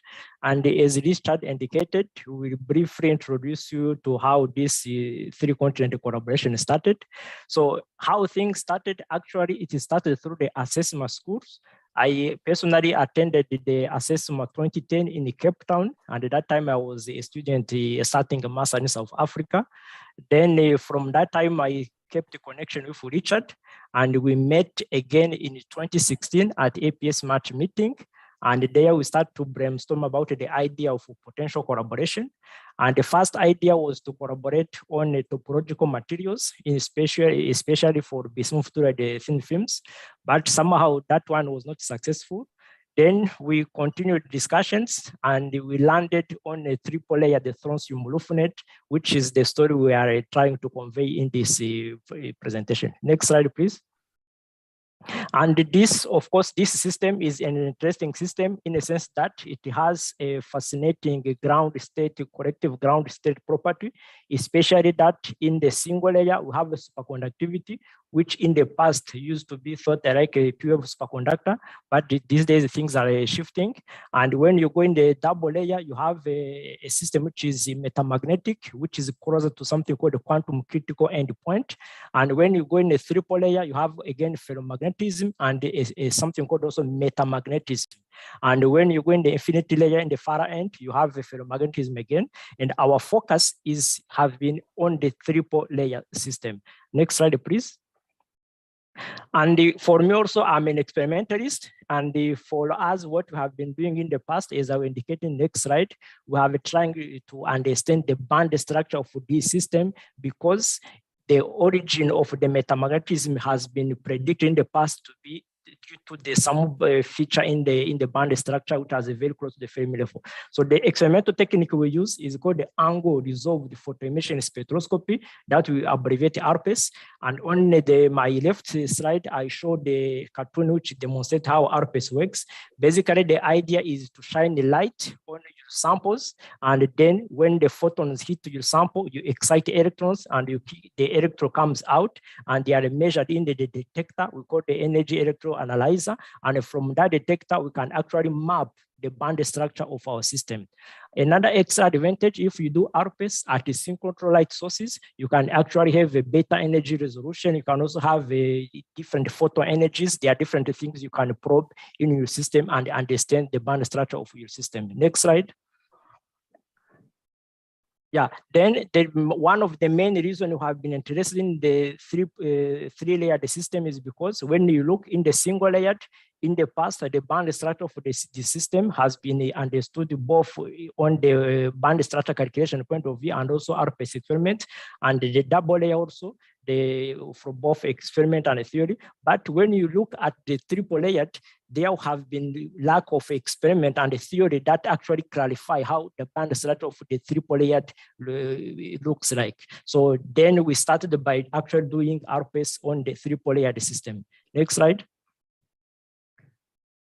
Yeah, so on the bottom right, I show our recent ARPES data. This is the Fermi surface map of the triple layered system, and we, for example, I indicated different bands. The main bands we see which are close to the Fermi level, and the main question, of course, after we got our ARPES data, was actually how does also the band structure calculation through DFT looks like. That's how I approached the Richard, and Richard also contacted the Garu, and then we started the band structure calculation. And I think I can pass to Garu now to give us more details of what he has been doing for band structure calculations. Thank you.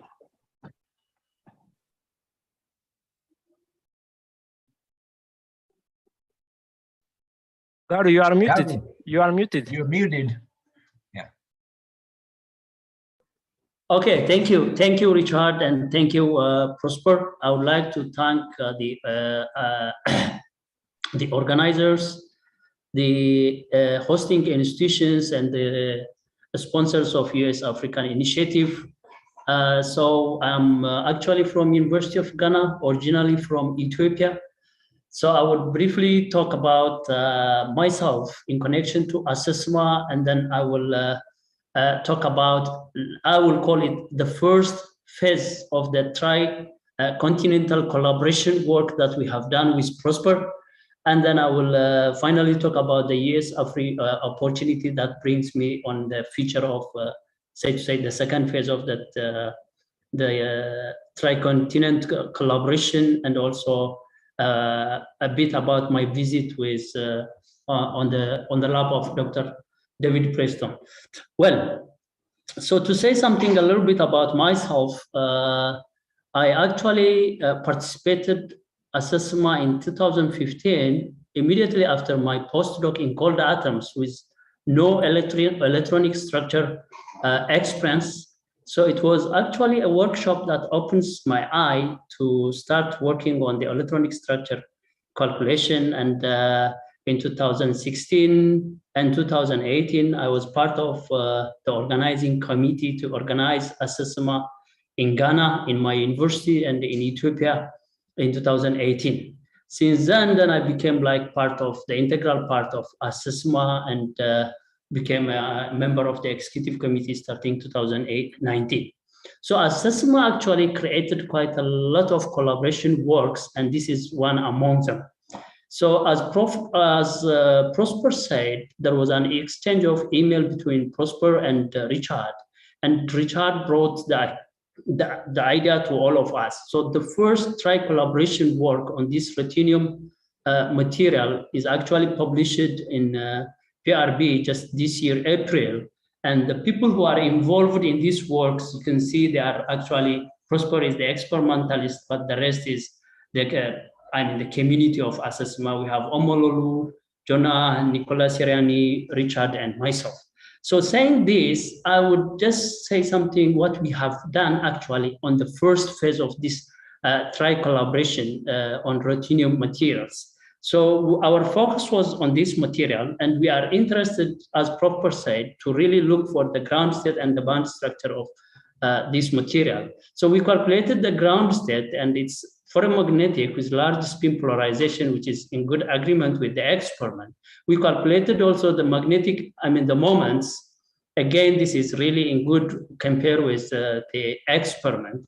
And these are briefly the nature of bands that we actually calculated using tight banding, DFT with spin polarization, DFT with spin polarized, without spin polarized. And we also did DFT plus Hubbard interaction and DFT with spin orbit coupling to really see how this band structure look like. The tight banding calculation, as you can see on the left side, where my cursor is, actually it helps us to really understand the very complicated band structure of the DFT band structure. So you can easily trace some of, for example, the DX bands and DXZ and DYZ bands that we have on the tight band on the main, say the DFT, the ferromagnetic DFT band structure, which we have here, with minority spins and majority spins channels. So what we actually did over here is you could simply, for example, trace some of the 3D orbitals which are dominant around the Fermi energy. You can see, for example, this one, which is dispersed upward, which is actually DXY, and you can trace it back from the tight banding. And we have also these degenerate bands, which are DXZ and DYZ. These bands have really significant features on the Fermi surface that I will show you in a minute. Then we further see, when we include the Hubbard duo, what happens is that we actually see the spin splitting to become larger and larger when we increase the Hubbard duo. This actually makes the majority spins to be for a particular value of Hubbard duo as small as like 1 electron volt. We have the majority bands which are completely occupied, and only the minority bands which crosses the Fermi surface. So this spin splitting is extremely sensitive. That has actually a crucial meaning when it comes to compare with the experiment. This can be simply seen also with the Fermi surface that we calculated using actually DFT and DFT plus U. As I have said on the right side part, you can see that for Hubbard duo greater than 1 electron volt, you have only minority bands which crosses the Fermi surface. So the Fermi surface is only from the minority bands. On the middle part, we have actually Fermi surfaces that comes from the contribution of, you can see that this majority, bands, which are curving down or dispersing down, which behaves like hole-like, have actually shown also over here. So what we did is we simply compared this to the experiment, Prosper's experiment, and then we are actually able to see that the comparison between the minority spin bands, especially with DFT plus U, compares quite well with the RPS or with Prosper's RPS. You can see that these bands that Prosper was saying about this alpha 1 and alpha 2, you can clearly see over here and trace them back to the dxy isotropic, which is like circular, and dxz and dy, this combination, which the other one is like a square type, that you can easily trace them over here. So there is really a very good comparison between the experiment, the RPS experiment, and our results. The other thing that we did is actually we compare also the narrow bands around the Fermi energy. When we compare this, Prosper mentioned about these vertical polarizations. So we have results from, again, from Prosper, which actually is from, one is from linear vertical polarization. The other one is from the horizontal, linear horizontal polarization. So we basically compare this also to our results, with DFT plus U again. And you see that there is really very good, reasonably good agreement between the experiment and the theory when our calculations are factored by scaled by a factor of 5, which is in the range of actually a reasonable range compared to the previous work in the single and double layer of this class of materials. However, there is actually something that needs to do a detailed comparison between the theory and the experiment, because you can see that in the experiment, the position of these majority bands from the Fermi energy strongly depends on the functionals. Moreover, the experiment is an experiment that is RPS without the sphere resolution. So the sphere resolution RPS and a detailed calculation to compare with in parallel is actually the question that we have to answer now for the detailed analysis of these narrow bands as proper indicate, which could be the source of the metamagnetism of ground state of this material.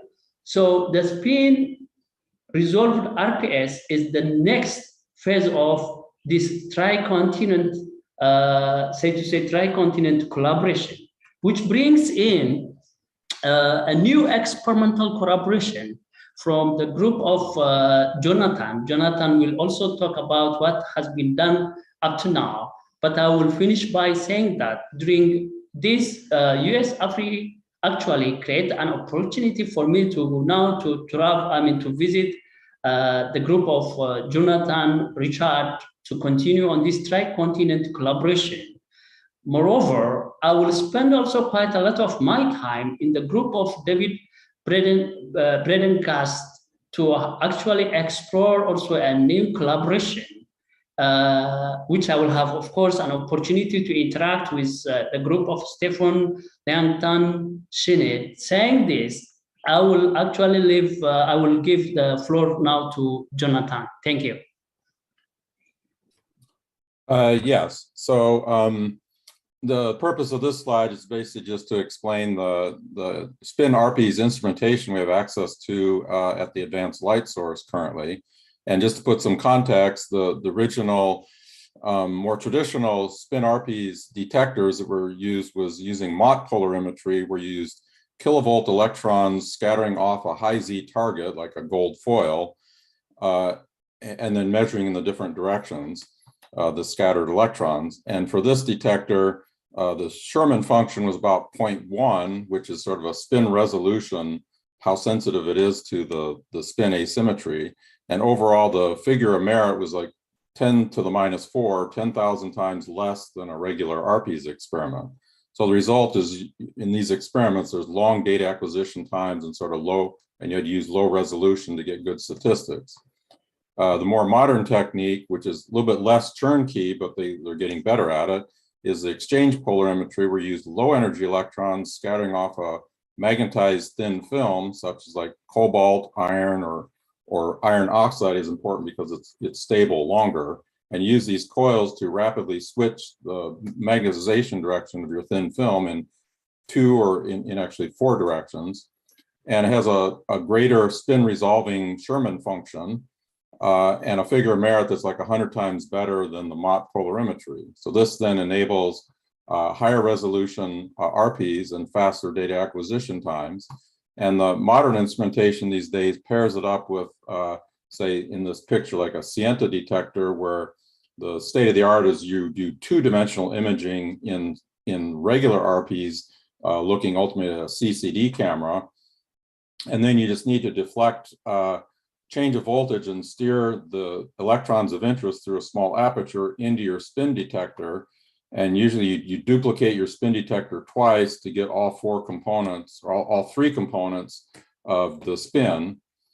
And but still, even in this instrumentation, it's still 100 times weaker count rate or efficiency from a regular RP. So you're limited to one-dimensional line spectrum as compared to two-dimensional. So the experimental strategy, in order to be most efficient, is to first go to ALS beamline 403 to do high-resolution RPs. This is the one that I'm the beamline scientist at, and do exploratory work for our particular configuration and confirm the results of PROSPER, and identify the best K locations to focus our attention at the spin RP's end station at ALS beamline 10.0, where the beamline scientist is Alexei Fedorov. And another important aspect for doing spin RPs on a ferromagnetic system is to magnetize not only the detector thin film, but also magnetize your sample in doing some field cooling in order to uniformly align all your spin domains. Otherwise, you'll see no spin polarization, even if all your domains actually are spin polarized. So next slide. So this just shows an example of the results that are very, very recent. So first, at my beamline, we explored the photon energy dependence, polarization dependence, and angle dependence to find the say best location, the strongest intensity of this gamma point flat band that was previously discussed. And we find that indeed there's a very strong one, not in the first Brillouin zone, but over in the second Brillouin zone. We're scanning out a much larger angle. And where that's very strong, that then enables us to do a very nice, explore the temperature dependence, where we find is very dramatic temperature dependence that's has a flavor of some coherence going on, but it's, yeah, very strong. And you can also see in the angle map, you can see this large circular piece. That was a key feature of PROSPER's data also. So now we go to the ALS beamline 10 spin RP's end station. And first we field cool the sample with a magnetic field parallel to the C-axis. And the first thing we find here is that the entire strontium D valence band over a 2 eV range is spin polarized all the way down to the top of the oxygen bands, which are not spin polarized. And then if you zoom into the Fermi level with this flat band, you find that there's a sign reversal of the spin polarization between the flat band and the deeper D states. So that's an interesting aspect. And then we also confirm what you would expect, that when you do temperature dependence at the spin RP's end station, that indeed we see also the strong temperature dependence of a sharp peak going away, but also the spin polarization goes away above the Curie temperature. And then the final, nice confirming result is what you expect, that if you flip the orientation of the magnetic field when you're field cooling your sample, then the spin polarization actually reverses in the valence band. So that's sort of expected. So at this point, then this is very recent data, and these are actually raw data. The actual spin polarization will be enhanced by analyzing with this 0.3 Sherman function. But now we're close to be able to turn it back over to the theorists to keep them busy to explain these new results. Thanks.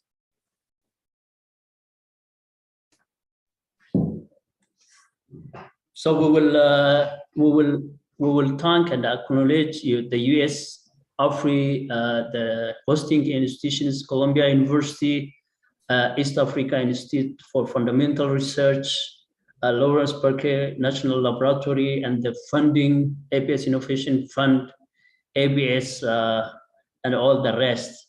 Thank you very much.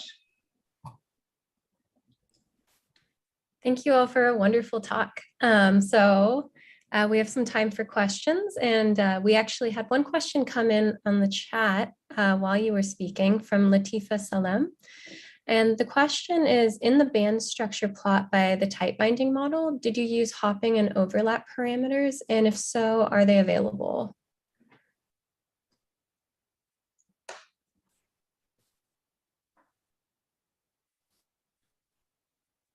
I think Garu can reply, or Richard maybe. Richard?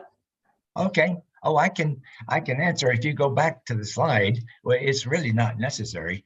That was the very simplest possible Slater-Koster tight binding model, which is really sufficient for this kind of problem. In the single layer system, that's the famous model that has been used for trying to understand superconductivity and all. And so what all this is simply saying that this complicated DFT band structure can be understood as tight binding parameters that involve only dxy, dyz, and dxz bands for all the bands near the Fermi energy. They're affected by oxygen bands that are away from the Fermi energy, but in the end, it's just a simple set of parameters that include both the overlap and real wave functions. You'd have to calculate the overlap and the matrix elements, but in the simple models, it's just parameters. And in fact, this entire band structure, the left-hand side, is governed by one single parameter. Every bit of it comes out of one parameter. And so you can understand the basic features of these systems by these very simple models.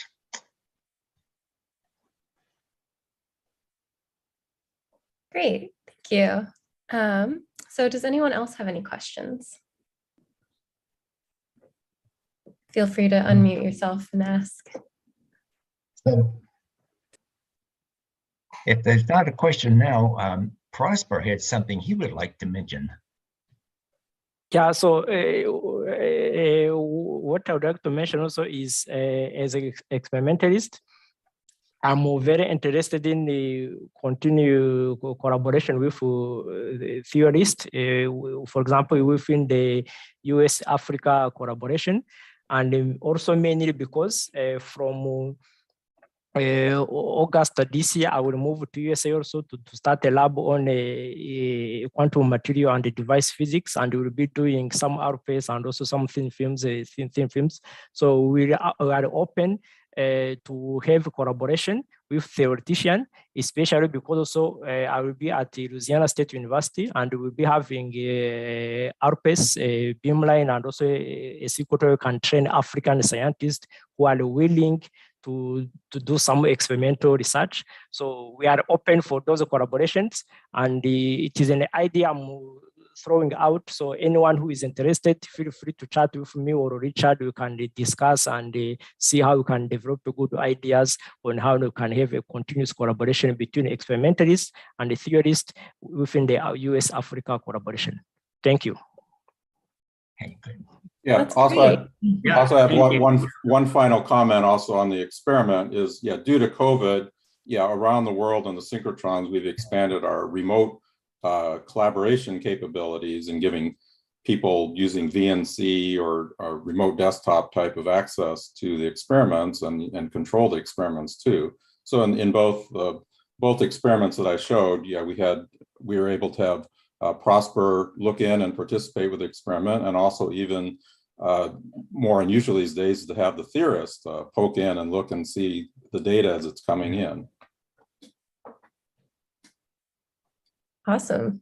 So I think Sinead Griffin has her hand raised. Sinead, do you have a question? I have a science question, but I'll also comment on that. I don't think Jonathan would be very happy if I was starting to run experiments over at the ALS, but it is great to have experimentalists involved in this. It is the US-Africa Initiative on Electronic Structure. It's not on electronic structure theory. So experiment and ways of probing the electronic structure is equally important for this sort of work. So it is great to have you here, Jonathan, and great to hear Prosper, the work you've been doing as well, and collaborating and having these sorts of joint efforts.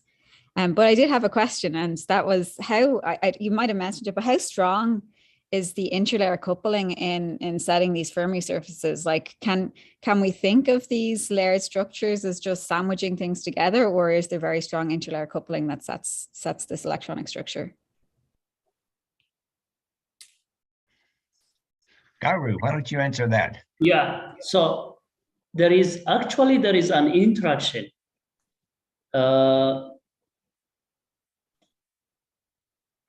Over here in these three layers, the bonding, non-bonding, and anti-bonding, especially we have, because there is an interaction, there is a hopping interaction because of the oxygen. So they are not, technically they are not completely detached. There is a hopping interaction through the oxygen, the apical oxygen.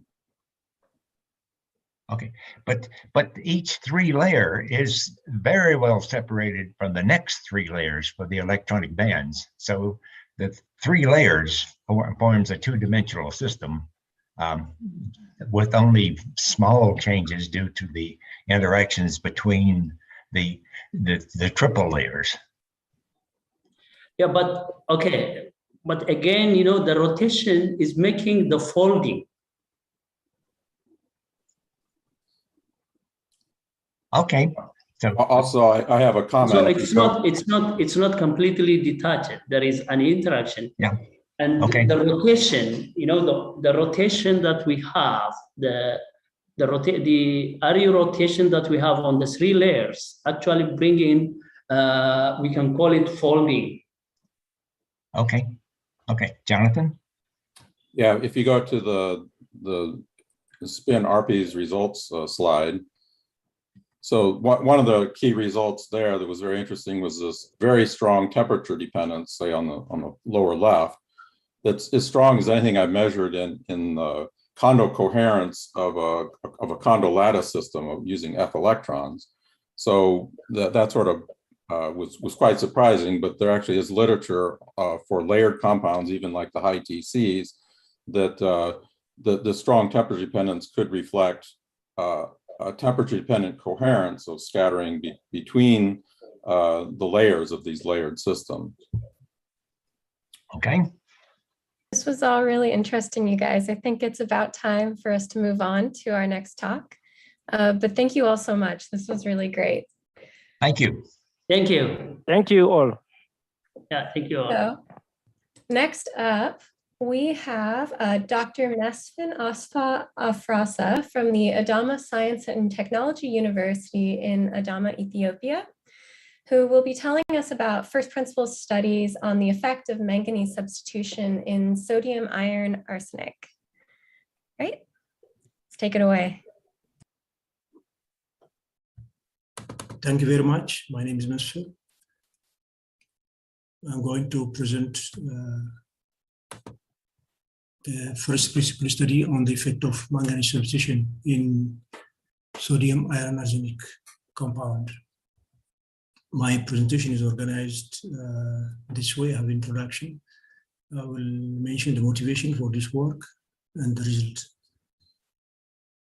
As introduction, I want to raise this question: why superconductors? As we might know, superconductors are not yet very well understood and they're used in our day-to-day life. But in fact, it can have many applications in transportation, energy center, in laboratories. For instance, this is a VCM squid used for magnetizing measurement in many areas. But still, we have a problem for storing energy and transforming energy. So that we need a new class of material. One of the potential material is superconductors. In fact, it was introduced around 1911 by Oni. He reported that around 4.2 Kelvin, mercury become resistanceless. Since then, there are very interesting many findings. One of which related to magnetism is so-called Meissner effect. It was reported in 1933 that showed the relation between superconductivity and magnetism. Different compound has been reported that include, for instance, uranium-based, peroxide-based, iron-based, hydrogen-based compounds. But in any of them, the mechanism is not yet well understood, and the TIS is not it improved to room temperature. To my knowledge, this is the highest critical temperature reported in 2019 in hydro-rich compound. I'm much interested on the iron-based superconductor, which have magnetic atom. This phase diagram was first time reported in 2008. It showed that upon doping at certain amount, the magnetic behavior is abruptly changed. But when the lanthanum is changed to samarium and cesium, the phase diagram is a bit different. In this case, for instance, in a certain range of doping, both coexist. Here in cesium case, again, a bit different. So till now, there is no established theory. So it's very interesting to study the magnetic behavior of superconducting materials. The motivation for this small work is the effect of manganese. This report, 2040, manganese has a poisoning effect. Around 0.2% of manganese suppresses superconductivity. This year again, there is another report that shows similar effect. In fact, this lanthanum, yttrium is used, and samarium. Again, this is increased, but still the effect is the same. Small amount of manganese can suppress superconductivity. Why this? So can we reproduce this with DFT? Can DFT predict this behavior? This was our intention. We particularly focus on this compound, sodium iron arsenic. This is also one of the interesting compounds which show a variety of properties. We are interested on this. One of the reports is that cobalt, nickel, copper, doping on iron side enhance TC, but the effect of manganese or the positive effect is not yet reported to my knowledge. We make an input preparation and then we do DFT calculation as implemented in quantum espresso. We particularly compare this one in this presentation. I will just only compare these two compounds, the parent and the 50% substitution of iron. Well, we did magnetic and non-magnetic calculation. In non-magnetic calculation, we also check the band structure. The band structure is the same, but they're different. In fact, like any other iron-based superconductors, they have multi-band nature. We see many bands cross the Fermi level.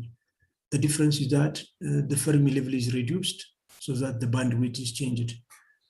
Along X to M asymmetric point, we see also a split of bands.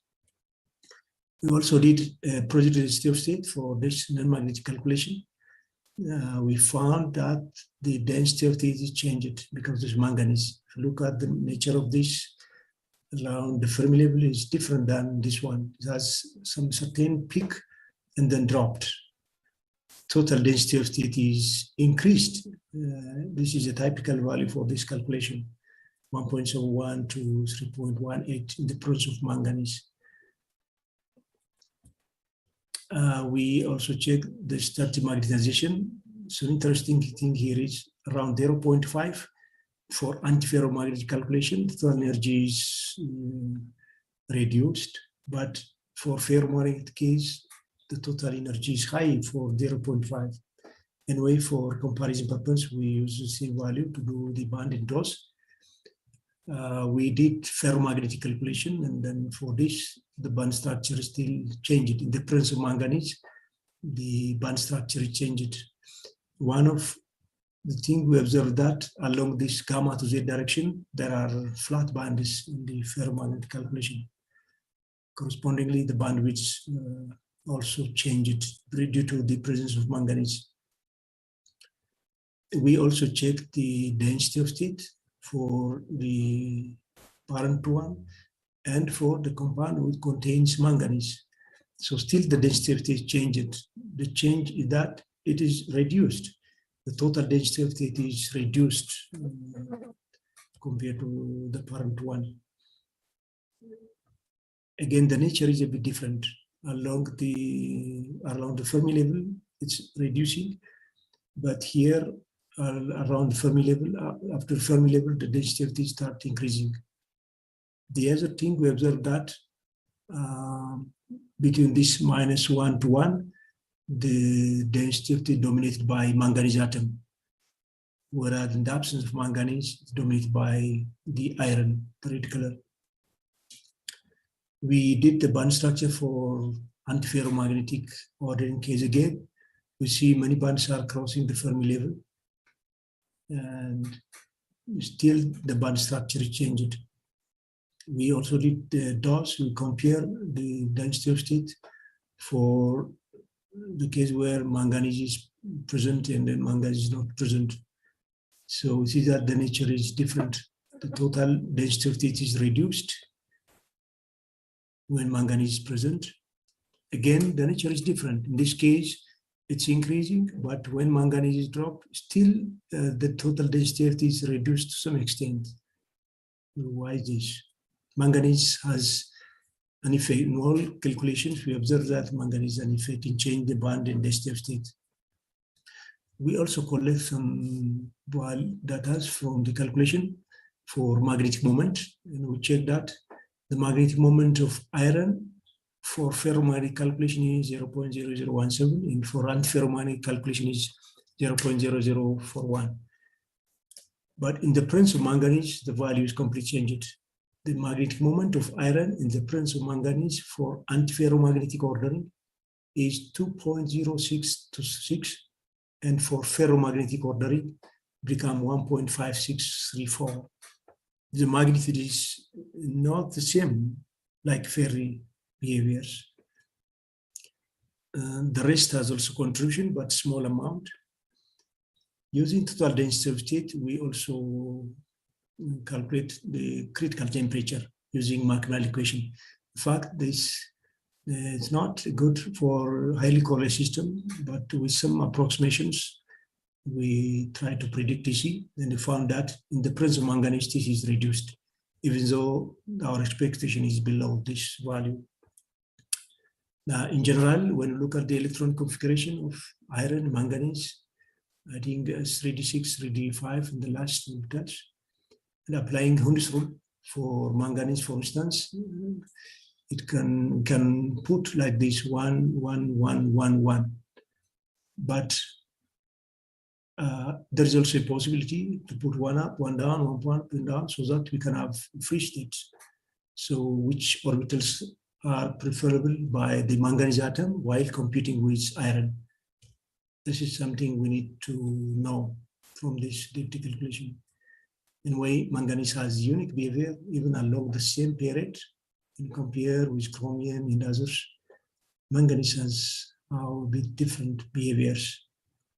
There's also an experimental report in this regard. So we need to find out this.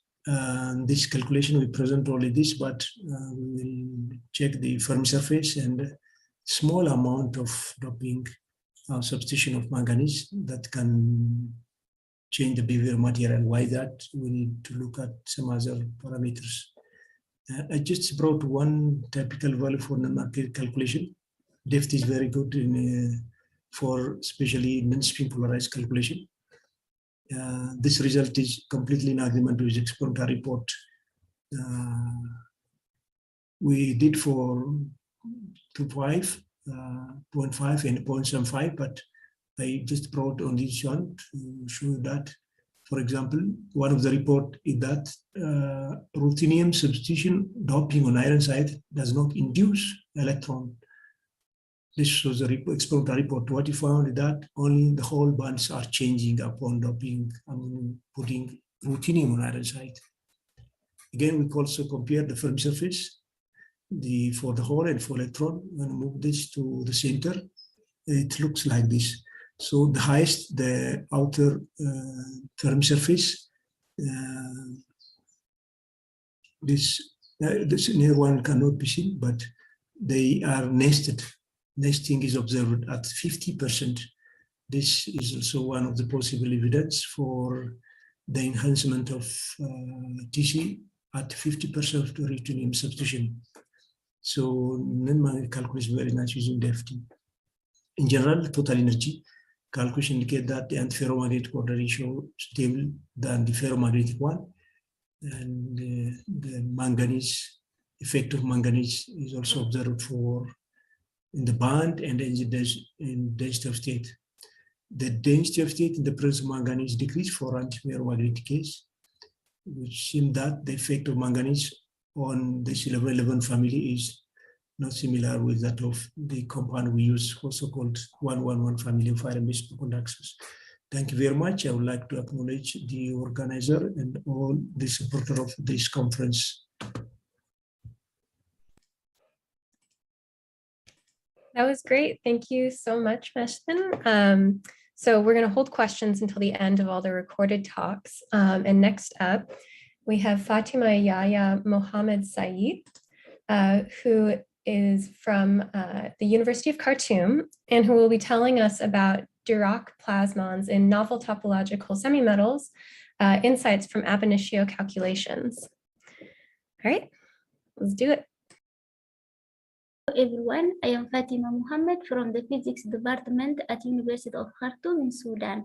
My host in US is supposed to be Dr. Cooper from the Ornal Laboratory. My talk is about Dirac plasmons in novel topological semimetals insight from ab-initio calculation. I am doing this work in collaboration with those people who are presented here. We started to have a regular meeting after assessment in 2021. We studied together the theory behind electronic excitation together with Andrea Marini and Matteo Gatti. And then I'm going to present the first project that we are having together, in which we use time-dependent density functional theory to study plasmons in Dirac materials. One of the famous and first discovered Dirac materials is the graphene, is a 2D materials. If we look for the band structure of graphene, we can have this linear dispersion of the bands around the Fermi energy is so-called a Dirac cone. And this feature in the band structure is responsible to the many intrinsic properties of this material. If we move to 3D materials, we have a topological semimetal, which were found to have the same feature of the topology of the band around the Fermi energy. They are 3D layer materials. The family of materials that we are studying are called alkali pnictides. They are formed of lithium, sodium with nitrogen or bismuth. This material, they are classified to two space groups, each having one of those structures. And one of the first compound that was discovered out of those family of materials is sodium bismuth. It was calculated in 2012 and then predicted in 2014. Here I am showing the band structure of these compounds. On the right, you can see that around the Fermi energy here, we have this crossing of the bands around the Fermi energy, just like what we have in graphene. And on the left, if we remove out the spin orbit coupling correction, we can see this the so-called noodle lines where we have this degeneracy of the two bands, and this degeneracy is removed by the spin orbit coupling because we have bismuth, and bismuth is heavy compound, so we need to include this effect. And here I am showing the family of compounds that we are studying. So if every one of us is studying a one compound out of this, and then we can see here on this line here, without the spin orbit coupling, all those family of materials or those compounds of material, they show these noodle lines or this degeneracy around the Fermi energy. And if we include the spin orbit coupling, this degeneracy is removed, and we can have a different type of this, let us say, the slope of the band or this crossing around the Fermi energy. This called type 1, like the one we have in graphene, or type 2 is a bit sloped from type 1, and type 3, which is called the critical type here, and so on. So what we are interested in, we are interested in studying plasmons in those materials, plasmons are defined as the collective excitation of electrons and can be found in bulk materials or in surfaces or in nano particles. And plasmons were first studied in homogeneous electron gas. Here I am showing the dispersion of energy as a function of the wave factor Q. We can see here on the top left at a small value of Q, we see here this curve, which is corresponding to the plasmons in homogeneous electron gas, which is different from the continuum one. It is a single excitation, but here we have this collective excitation of electrons. So it is a feature of these materials. And if we move to 3D, we can have here two different curves of plasmons. The one in green, which is also at lower value of Q, and another one which is shown here at higher value of Q in blue. And this dispersion was studied for type 2 Dirac materials. It is 3D materials, but this was modeled using this Dirac Hamiltonian by only considering this crossing of the band around the Fermi energy. But then what we are going to see the effect of including the whole band structure for looking to this plasmon dispersion, and also the effect behind the band structure picture. So, and we do this using time-dependent density functional theory in the random phase approximation by calculating the density response function. And also plasmons can be calculated using electron energy loss spectroscopy in the experiment. And what we do in order to look for the peak of the plasmons, we calculate a so-called a dynamic structure factor, which is proportional to the loss function or the dielectric function. And this imaginary part of the inverse dielectric function can be written also in this form. And then the plasmon peak should be correspond to the region where we have the imaginary part of this dielectric function is small and the real part is equal to 0. And so here I am showing the first results that we have for plasmons in alkali pnictides. Here I have this. So we are plotting here these plasmons. We are having at the Q vector, which is this direction that I am showing here, the small value of Q in this direction, and then on the here is a plot for the loss function for the sodium bismuth alloy. So here we have this curve in which we have this, we are plotting the loss function.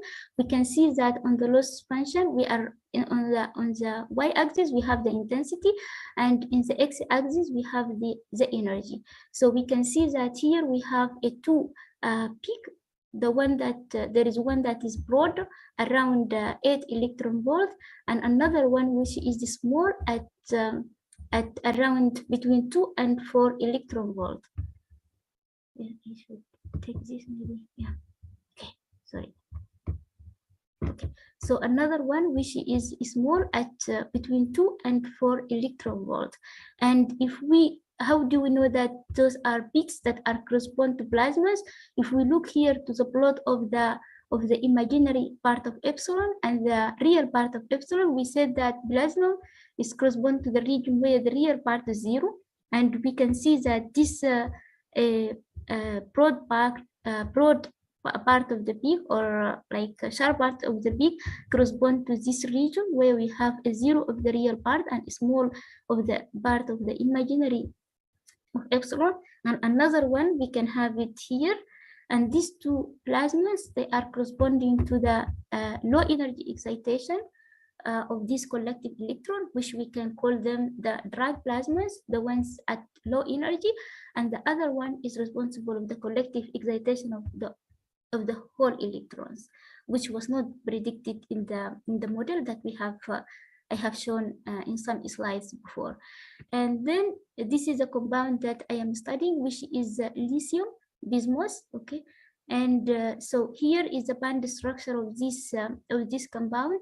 This compound is different from the to the one that I was showing just before, because that one is the semimetals, the sodium bismuth, and this one is a semiconductor with this gap. We have this direct gap and this indirect gap in this material. And then if we, what does it have the same type of plasmons like what we saw in the previous one? So here in the same way, I am plotting on the left hand the loss function, and we can see also it has a more or less the same, let us say, spectra like what we saw in sodium bismuth. We have this small peak at low energy, and we have this high broadened peak at higher energy. And these two peaks, just maybe the only difference is that the peaks are shifted toward higher energy in this case of plasmons, in this case of compound. So here I am also showing this the local field effect, in which we have, if we have an external perturbation, then we have an induced potential that we have to take this effect also into account.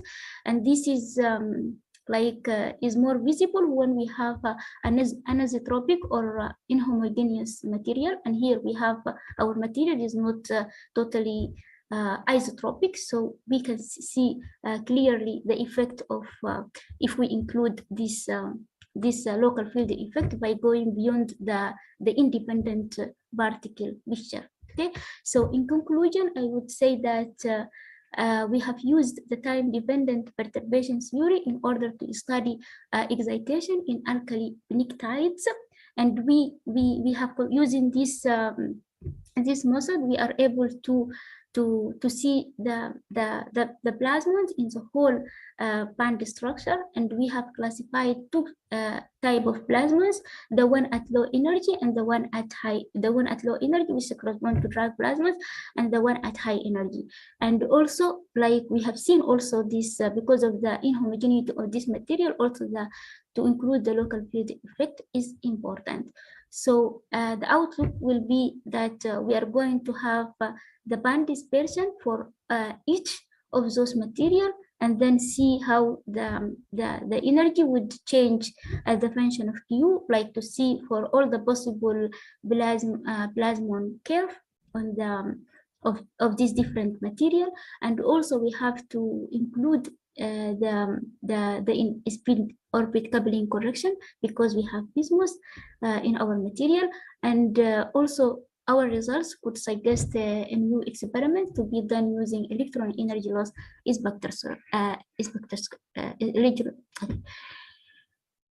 using EELS.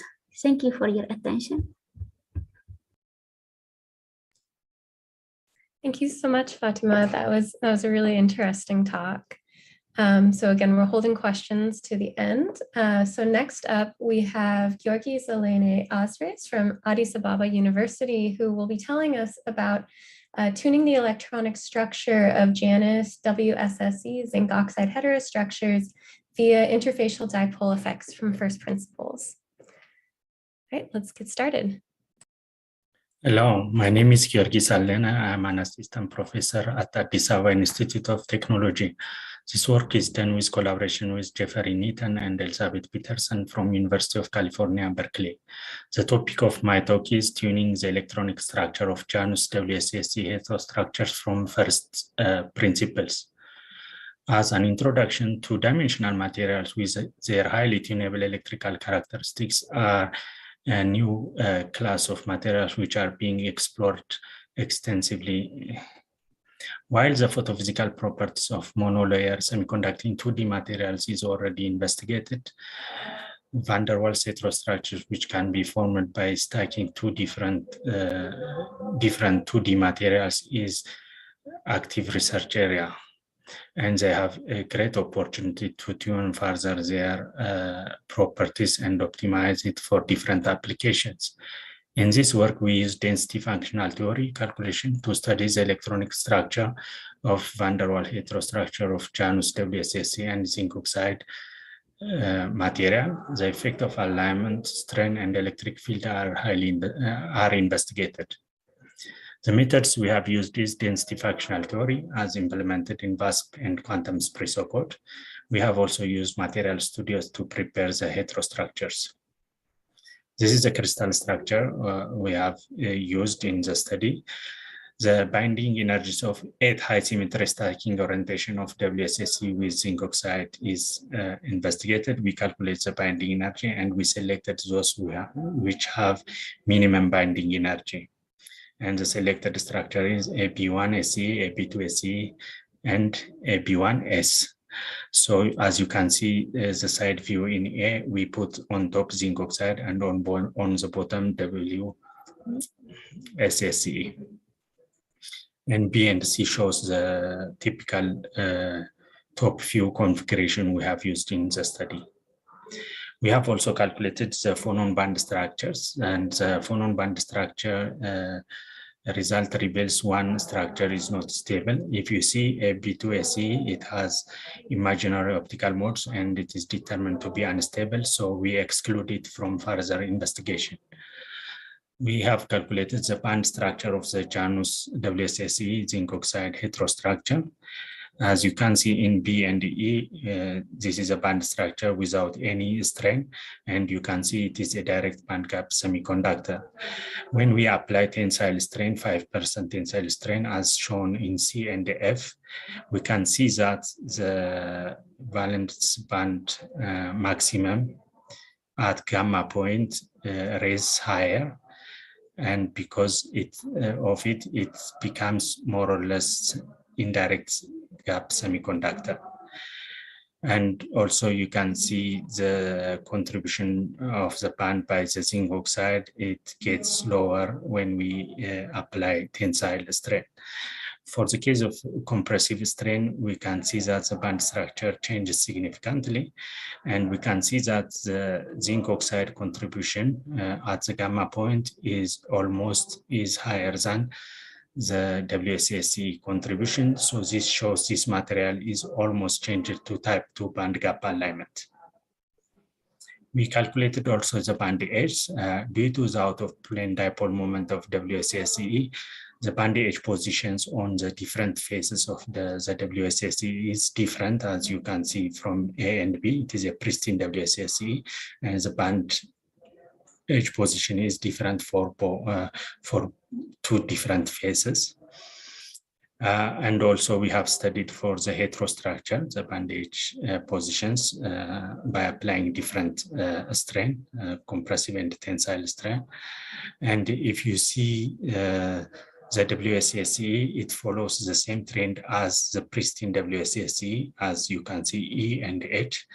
But for the case when we study the photocatalytic activity on the zinc oxide surface, you can see that when we apply compressive strain, the conduction band minimum is decreasing when we apply compressive strain. So zinc oxide has an effect on the band edge positions. And we also study the effect of vertical displacement on the band edge positions. And as you can see in A, when we reduce the separation, we can see that an increase of the valence band maximum edge position. And this is actually in opposite to the one we have observed when we apply tensile compressive strain. We have also studied the effect of electric field on the heterostructures. And as you can see, it has no significant effect on the band gaps of the heterostructures by applying different electric fields. The maximum difference we have obtained is 0.01 electron volt, and it is insignificant. We have also tested the system for photocatalytic application. For photocatalytic application, absolute position of band edge relative to the redox potential of water is very important. So what we have done is we plotted together the redox potential of the water and the band edge positions for different heterostructures and for the pristine WSSe. And as you can see from the plots, we can see that the S side is preferable for water splitting because, for example, if you see E, at pH 0, the band H straddle the redox potential. So this is good for photocatalytic water splitting application. It is good for water splitting. And also we vary the position of the band H positions of the redox potential by using Nernst equation. So you can see EPH is equal to EPH at 0 plus 0.0591 times pH. So when we increase the pH value, actually the redox potential value increases. So we plot it together. And in general, what we have found is at 0.0 charge, when the 0.0 charge of this heterostructure were reached under acidic condition, the S side phase of this heterostructure is preferable for straddling the hydrogen evolution reaction and oxygen evolution reaction. So as a conclusion, we have done density calculation on Janus WSSe zinc oxide heterostructure to study the effect of in-plane biaxial strain, out-of-plane uniaxial strain, and electric field on these heterostructures. And by aiming that to obtain a system which is suitable for photocatalytic application. The unstrained heterostructure exhibit a type 2 band gap alignment with the zinc oxide valence band maximum and conduction band minimum straddling the WSSe, VPM, and CBM. In general, if the point of zero charge of this heterostructure corresponds to acidic condition, then the S side is preferable for photocatalytic activity. If it is neutral, then both sides is appropriate for water splitting. For a basic condition, the SCE side is preferred than the other phases. The result demonstrates the significance of the zinc oxide in this heterostructure as a means of tuning the absolute bandage of the heterostructure either up or down by out-of-plane anaxial compressive strain or in-plane biaxial compressive strain, respectively. So I would like to acknowledge the USAfrI initiative in electronic structure, the innovation of American Physical Society, Columbia University, and the East African Institute for Fundamental Research for supporting this research and making me to present this talk today. Thank you very much for your attention. Thank you very much. That was I'm a little biased, but that was a great talk. So next up, we have Winfred Mueni Mulwa from Egerton University, which is in Kenya. And we will be hearing about the energetic properties and charge partitioning in iron, manganese, phosphorus 1 - X, AX, where X is 0.33 and A is silicon. All right, let's take it away. My name is Winnie Mueni and I come from Egerton University in Kenya. I present to you the energetic properties and charge partitioning in ion-based compounds. To be precise, it is the iron, manganese, and phosphorus compounds. And these are giant magnetocaloric materials. These magnetic materials are subjected to continuous thermal and magnetic cycles. Therefore, good mechanical properties is paramount. Extensive investigations on iron, manganese, and phosphorus have been carried out both experimentally and computationally, but the mechanical stability has been a challenge. That is why this study comes in timely so that we can investigate the best ways of improving the stability of these magnetocaloric materials. Okay, the gap which is being addressed by this study is no computational investigations have been carried out on the energetic properties and charge partitioning of these ion-based compounds. Therefore, our study shows that, as shown in the crystal structure in figure 1, that silicon can be accommodated in the ion-based compound under investigation. All the calculations in this work have been done using TFT, which is in quantum espresso. And for the exchange correlation, we used the LDA potentials. And optimization was done on the cutoff energy, and we realized the cutoff energy of 60 read bits, and the Brilliant zone integration was carried out up to the 2x2x2 mesh. Okay, a 72 atom supercell was realized by getting a graph of substitutional energy, which is the formation energy, as a function of the supercell size. And we varied the size of our supercell up to 288 atoms. But the best, which the minimum substitutional energy, was the 72 atom supercell. Okay, using the calculated substitutional energies, the thermodynamic charge transition level, which is defined as the Fermi energy position, where a dopant in two different charge states has the same dopant substitutional energy, was calculated. Charge partitioning was also done from the loading population charges. The results shown in this table have been derived from these thermodynamic charge transition levels. That is, when we introduced the silicon in the phosphorus site, then we took into consideration the charge transition at different charge states. And we varied our charge states from +3 up to -3. And we realized that at -3,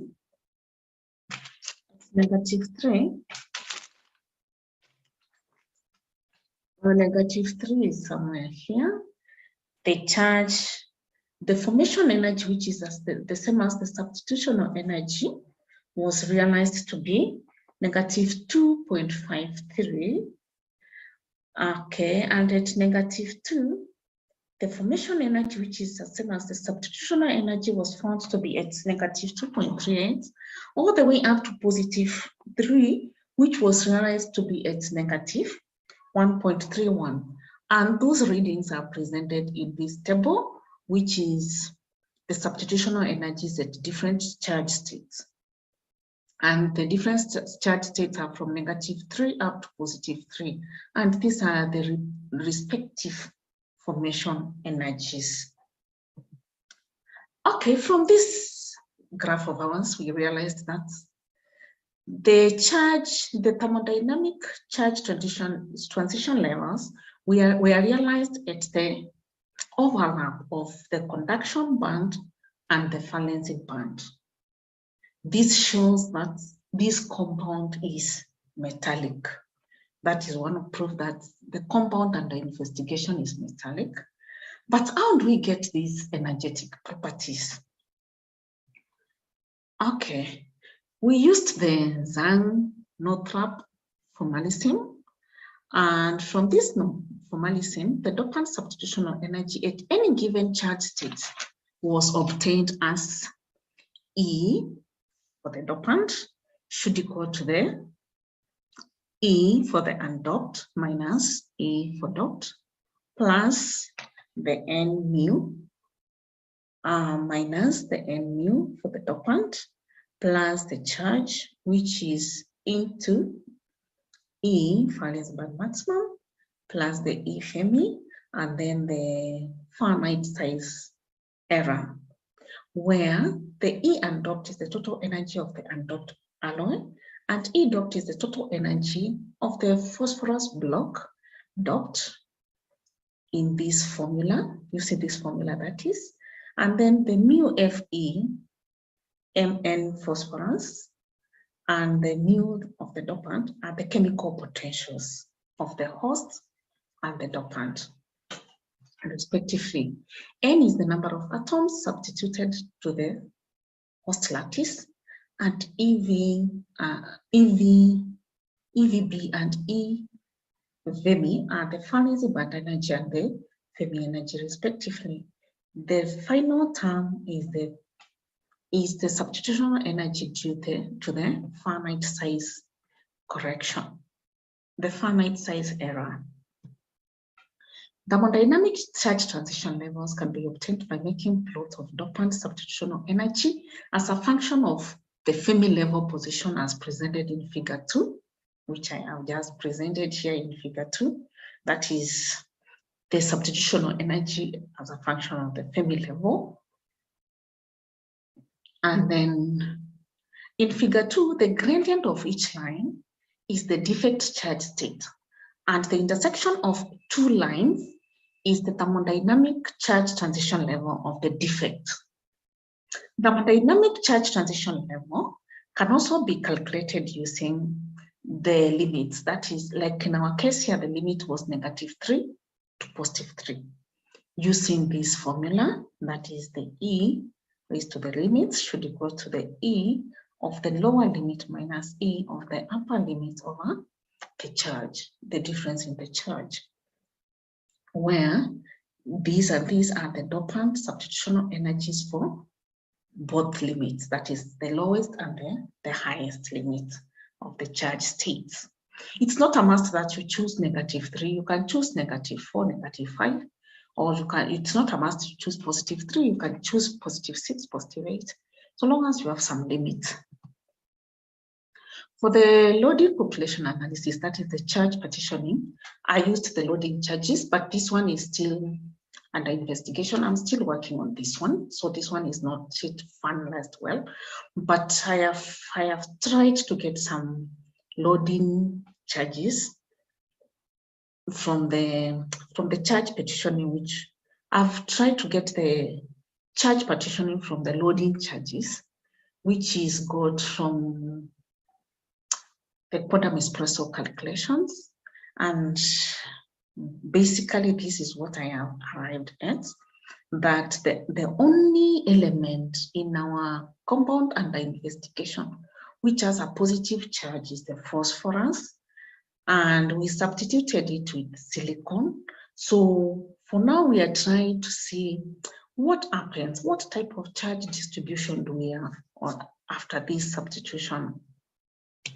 So in my conclusion, I conclude that the energetic properties and charge partitioning of the host compound after doping has been investigated using the first principle.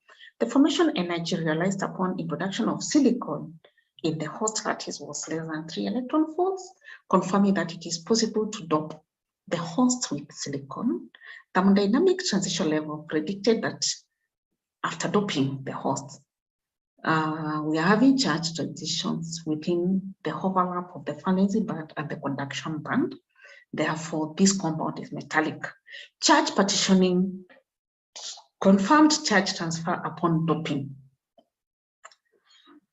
In my acknowledgements, I acknowledge the USAfrI for giving me a chance to attend this workshop, and the American Physical Society for sponsoring me, the Columbia University for hosting us, and the East Africa Institute of Fundamental Research. I acknowledge Egerton University for releasing me off my duties to attend this workshop, and I acknowledge CHPC South Africa for giving me some computing time, which was used to compute this work, and my work is funded by the Organization for Women in Science for the Developing World, the whole WSD. I'm a 2019 cohort. Thank you so much. Bye-bye. Thank you so much. That was a great talk as well. So again, we're holding questions to the end. And next up, we have Bamidele Ibrahim Adetunji, who is from Bells University of Technology. And I didn't see it on the website, but Google tells me that's in Nigeria. And we will be hearing about half-Heusler alloys and materials for thermoelectric applications.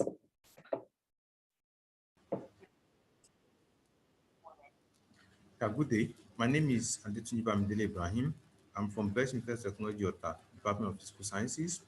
My host is Professor Elif Etakim, who is from University of Illinois, Department of Mechanical Science and Engineering.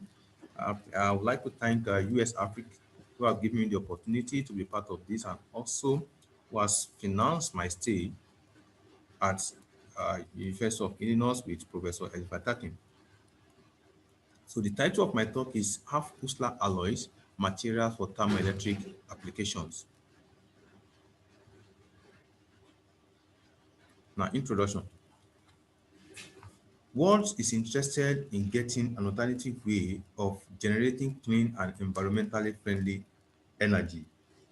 So one of them is to convert it to electricity. And the conversion of it to electricity depends on a technology called thermoelectric technology. This technology uses thermoelectric devices during the process of the heat to electricity conversion. So thermoelectric devices, they rely on thermoelectric material for maximum efficiency. So now the question now is that, what is thermoelectric efficiency? So this thermoelectric efficiency depends on dimensional figure of merit, which is ZT is equal to S squared T rho K, where S is the Seebeck coefficient, rho is the electrical resistivity, T is absolute temperature, and K is the thermal conductivity. Now, thermoelectric materials. So this is the module of thermoelectric, the conversion of heat to electricity with thermoelectric devices. If you look at this picture in yellow, this is basically the material that we used that convert heat, the input heat, and also give us power generation. So PN materials and N materials, these are the materials that we are sourcing for to be able to make use of this technology efficiently. So now this process involves charge and heat transport, and the major carriers are the electrons and the photons. So there is no how we can discuss this quantitatively. We not trying to understand how the electrons and the photons actually contribute to this. So one of the materials that we have been looking at, and that is of importance in this technology, is half-Hustler alloy. If you look at the picture here, we have a rock salt and a zinc blende. So the combination of a rock salt structure and a zinc blende structure give us the half-Hustler alloy. You see Z at the origin, Y, which is 0.5 in rock salt, and Z at the origin, and X at 0.25 for the zinc blende. So these materials, why are they so important and sought after? They are environmentally friendly, so they are inexpensive, and the elements are light. They have interesting high power factors, and they have high temperature resistance. Now, with these characteristics and features, so we try to source for some of these things, some of these materials. One of the materials that we have considered and we are still considering is hafnium nickel X. X in this case consists of germanium and tin. So hafnium occupies 0,0 position, that's a Z, and nickel occupies 1/4, of that 0.25, which is X in the structure, and X atom, germanium and tin, occupy 0.5, which is Y in this structure. So now, having done this, we perform relaxations and structural optimization on this compound using GGA, a DFT-GGA approach, and we report here our lattice constant for hafnium nickel germanium and for hafnium nickel tin. So we can see that the results for hafnium nickel tin are relatively in agreement with what was reported experimentally, but we don't have any data because this is the first time we are trying to synthesize hafnium nickel germanium to see if it's actually stable in a cubic phase. Now, we look at the electronic properties by trying to compute the band structure, with or without spin orbit coupling. The idea is to see if spin orbit coupling will actually have effect on the band gap of this material, or it will not have effect, so that we will not use this concept to study the properties further. But what surprises us most is that after doing that, we see that it doesn't have any effect on the band gap, but the only thing we can see there is that it actually leads to band splitting. You can see in figure B and D, where we have introduced the spin orbit coupling. So if you also look at the picture very well, these two compounds are indirect band gap semiconductor. Hafnium nickel germanium has an energy gap of 0.61, while hafnium nickel tin has an energy gap of 0.38.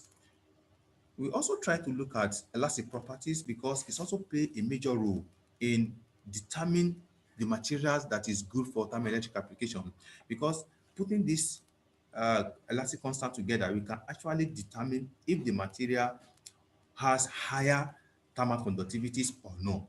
And also we can also determine if these materials is mechanically or elastically stable under stress. So if you see, the criteria for material to be elastically stable stress are basically that we should not have any zero value for C11, C12, or C44, or the value must not less than 0. That is, all these constant must be greater than 0. And we can see from our report that the values are greater than 0. And one more thing there is that this value, this higher value in this compound actually signifies that hafnium nickel germanium has greater resistance to deformation in response to applied force than hafnium nickel tin. And also, the value of C44 in this case gives us an insight that hafnium nickel germanium will be more stiffer than hafnium nickel tin. So also, if we look at the debye temperature reported here, we see that that value for the hafnium nickel germanium is higher than that of hafnium nickel tin. So this is an indication that this material has high thermal conductivity than hafnium nickel tin. But we expatiate more on this by the time we look at the lattice dynamics of the compound. So we also try to look at dynamical stability of this compound by trying to study the phonons dispersion of this compound, with or without induced microscopic polarization. So as we know, this compound consists of 3 atoms in the perimeter cells, and this invariably will give us 6 branches, 3 acoustic and 6 optical branches. So the only difference, the first difference we can notice in this compound is that without induced microscopic polarization, their bands look alike, and the only shift in frequency is due to the mass difference between the germanium and tin atom. But also with induced frequency, with induced microscopic polarization, there is band splitting at gamma. You can see, if you look at A and B at gamma, with induced there is splitting, without induced the band still remain at that point. So the induced microscopic polarization actually induce splitting at gamma. Another beauty is that there is no negative frequency, which tells us that this material is dynamically stable. And if we look at this picture critically, also we have a small energy gap between the acoustic and the optical mode. So this small energy gap is an indication that the rate of acoustic optical phonon scattering will be very low, and in the end it will give us an insight that the material will have a low thermal conductivity, which is very good for us because of what we are looking at and what we wanted to do. So far, I've been collaborating with Professor Elif in line with USAfri collaborations, and we have identified over 100 Afwisla alloy that we are screening, and we have studied the structural properties of some of them, and we are still studying some of them, and electronic properties, and we are still doing that. Also, lattice dynamics, and for us to be able to determine their dynamic stability. So we are in the process of computing the thermoelectric properties. And how do we do this? Our mission is to compute this via dust effective mass, because the code we are using is an open source quantum espresso, while in our group they use VAS with another code to be able to do that. But the task is for us to be able to use our own code also with the theory they are using. So I've written a Python code to be able to carry out that aspect of the calculation. By doing this, we can now compute the dust effective mass for the host and electron. And with the structural properties data that we have computed, we can now proceed further to determine the beta factor, which will now give us an insight into the actual nature of the figure of merit of this compound, because figure of merit actually gives us an idea of how good the materials is in terms of thermoelectric application. The higher the figure of merit, the better the material for thermoelectric application. So thank you very much for listening, and this is what I've been doing so far. I also like to thank USAfri once again for the opportunity given on to me to visit US. Thank you very much. Thank you, Ibrahim. That was a great talk. And so we're on to our last talk of the day, and then we get to ask all of our speakers questions. So our final speaker will be Yedelfana Sitarge Mekonnen from Addis Ababa University, who will be telling us about emerging energy storage and conversion studies, rechargeable batteries, and fuel cells.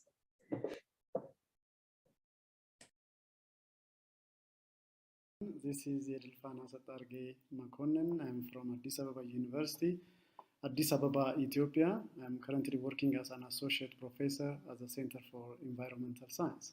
Today, I'm going to talk about emerging energy storage and conversion studies, mainly a computational study on rechargeable batteries and fuel cells.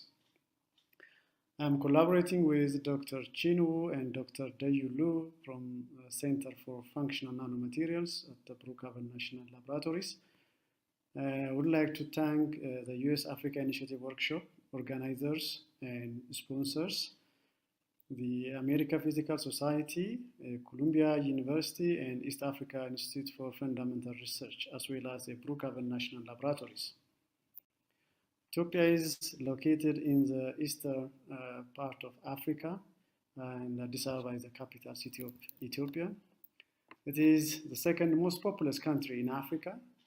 It has registered 10 heritages by UNESCO, and Addis Ababa is the seat for Africa Union headquarters. Coffee Arabica is originated in Ethiopia, and we also love eating our traditional food called injera. And Ethiopians are known for long-run athletics. And Lalibela and Aksum obelisks are among heritage registered by UNESCO. Addis Ababa University is established in 1950, and it is the first in Ethiopia and among top 10 universities in Africa. I'm from College of Natural and Computational Sciences. I'm working in close collaboration with people at the Center for Environmental Science, Chemistry, Physics, and Material Science program. I did my bachelor in chemistry and MSc in physical chemistry from Ethiopia, and also my PhD in energy storage and conversion from Denmark Technical University, and partly did my PhD at Stanford University. I'm also currently a junior associate member of the Abdus Salam International Center for Theoretical Physics in Italy. So for the last 10 years, I have been working at higher education institutions in Ethiopia. I'm the founding member and the current president of the Computational Science and Engineering Society of Ethiopia, as well as the vice president of the Chemical Society of Ethiopia.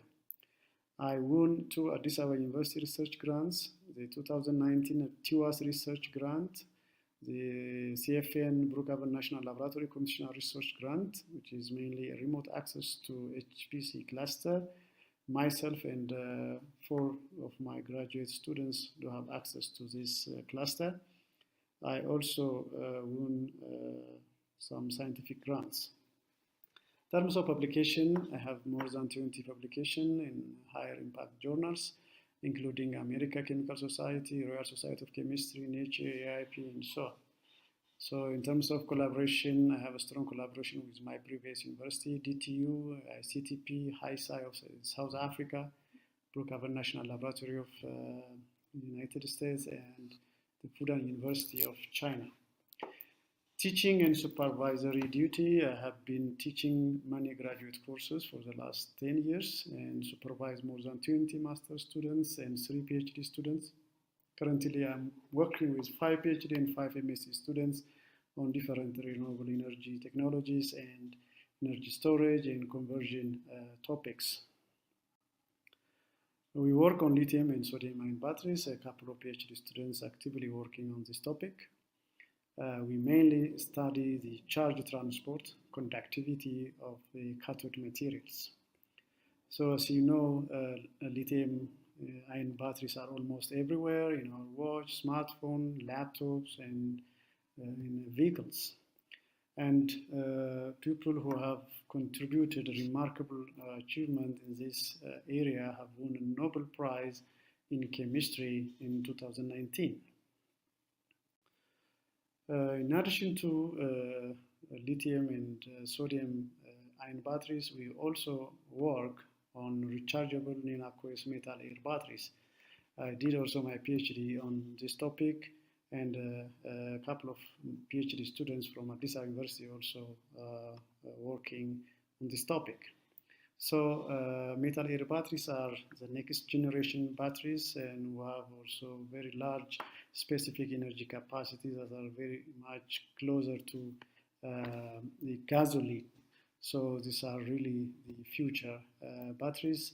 But before we enter into the market, we have to we have to solve some of the scientific and the technical problems associated with this technology. One of the things is a charge transport. It's a conductivity issue and air contamination issue.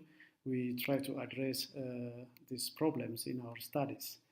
So we study the charge transport in the discharge products of lithium and sodium air batteries, and as well as carbon dioxide contamination in this battery stuff, as well as the cathode electrolyte interface properties. We also study the charge transport in the interface and the effect of air contamination. So mainly this technology is intended for vehicles. So before we enter into the market, we have to solve some of these challenges, and we are trying our best to find out the solution to improve the conductivity of these rechargeable, these discharge products, and study some of the properties of the cathode electrolyte interface, and also try to employ and investigate the heteroatom doped graphene as a potential catalyst to improve some of these properties. So next to metal air batteries, one of my PhD students have been also working on proton exchange membrane, and very interestingly, he is also attending this workshop, and he will also present, maybe he will already present this topic. So we are looking for very efficient and economical materials for fuel cells. We start from the alloy, platinum with vanadium alloy. Next, we have seen the graphene-based materials as an efficient electrocatalyst for oxygen reduction reaction. And very recently, we are working on single atom catalysts, mainly on cobalt and nitrogen and sulfur dual coordination. And we really found very promising results in these materials for ORR reaction in the fuel cell.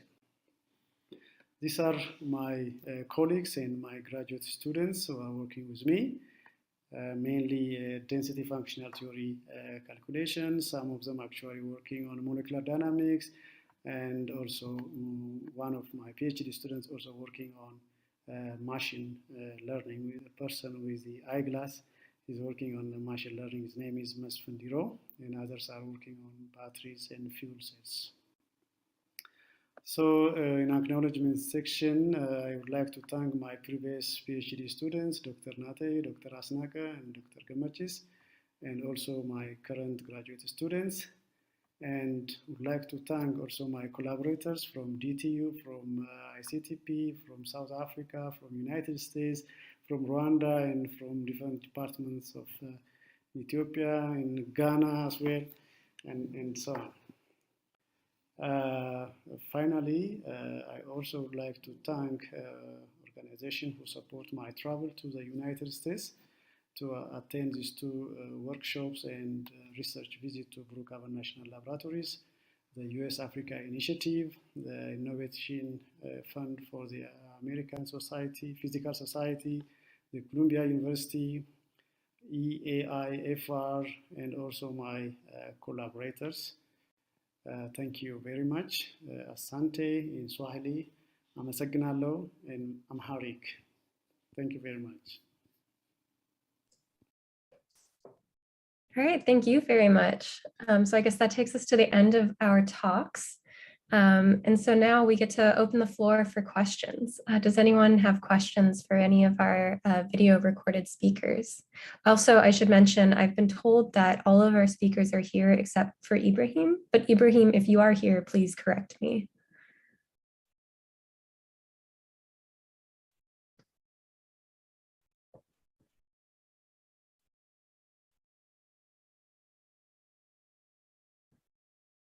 Well, if there aren't any questions, I have a couple. So Winnie, are you here? Yes, I am. Great. So I was curious, when you calculate the defect formation energy, how are you selecting the chemical potential values that you use? Like, is it semi-empirical, or do the numbers come from calculations? Okay, I was running the chemical formation for each element in the compound. Okay, cool. So it was a calculation. Yeah. Yeah. Yes. Have I answered you? What was that? Have I answered? You did, yeah, that's perfect. Thank you. All right, in the chat, we have a question for Fatema. What code do you use to calculate the loss function? And also, does the second compound you look at have a Dirac crossing in the valence band somewhere near the Fermi level?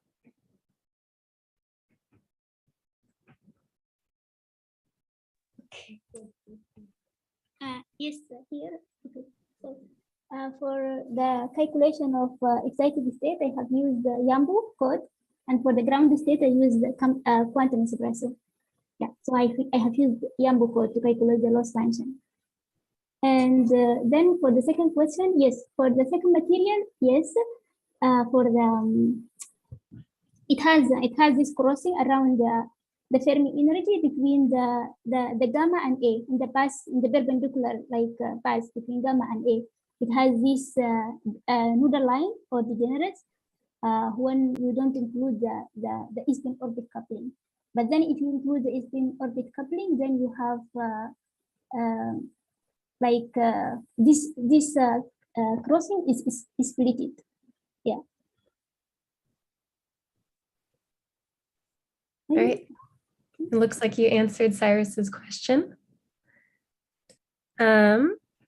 Is there anyone else who has a question?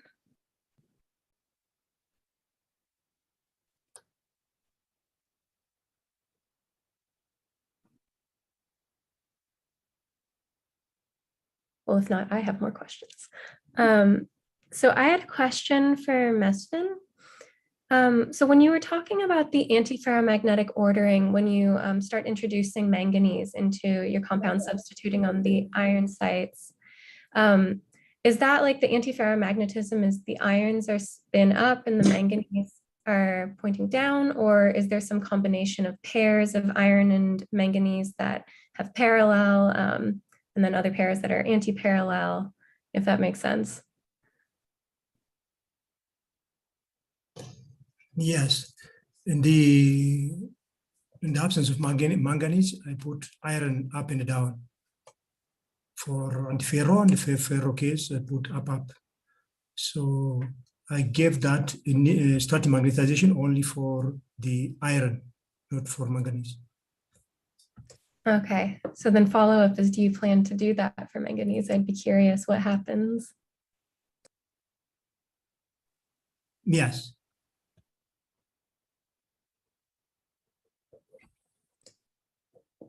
Great. Do we have more questions?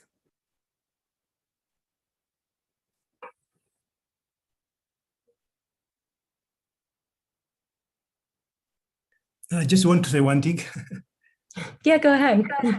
Okay, in the video, I record and send it directly without editing. So I didn't mention my collaborators from US. I really want to thank Professor Mark Peterson from University of Texas, who supported me a lot. Well, thank you. I really didn't expect to be on your paper though, and I enjoyed it very much. Possibly as a follow-up of the previous question, which we've already resolved in the chat, I just thought I'd mention that the variation in qualitative local moments that you seem to be seeing on manganese and iron, it also occurs in molecular magnets, as I mentioned in the chat. And what has kind of surprised us a little bit is that when we find these, we call them Hund's rule violating states, we might need to add some sort of Hubbard U-like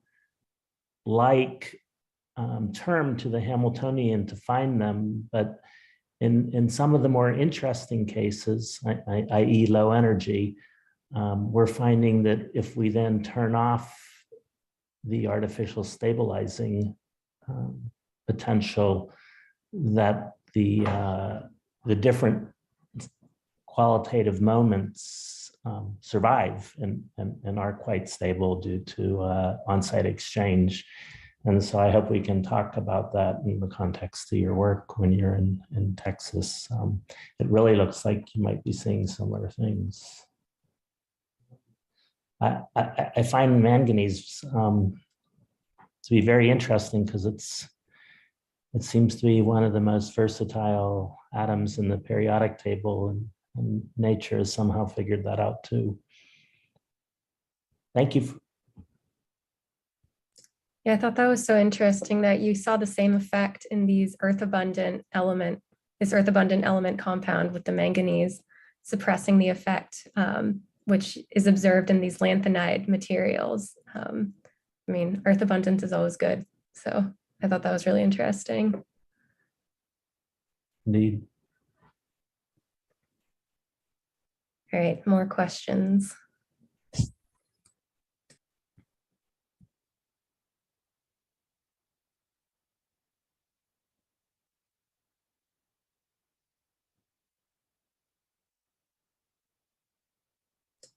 Okay, well, if not, I have one last question. For our final speaker, Yerolfana, this is sort of a broader question, but we all know lithium-ion batteries are very common in today's technology. But as far as sodium-ion batteries, how far out do you think we are from that being a scalable technology that we see in the marketplace?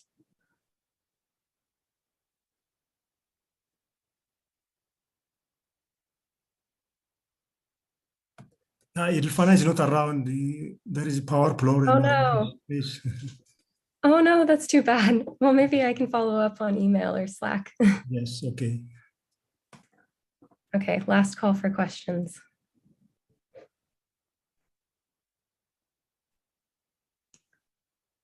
All right, if that's the case, I'm going to pass it over to Amy, who I think wants to take a picture of all of us. Hi there, everybody. Thanks so much for the talks and discussion. Thank you, Liz, for leading it and getting the questions going.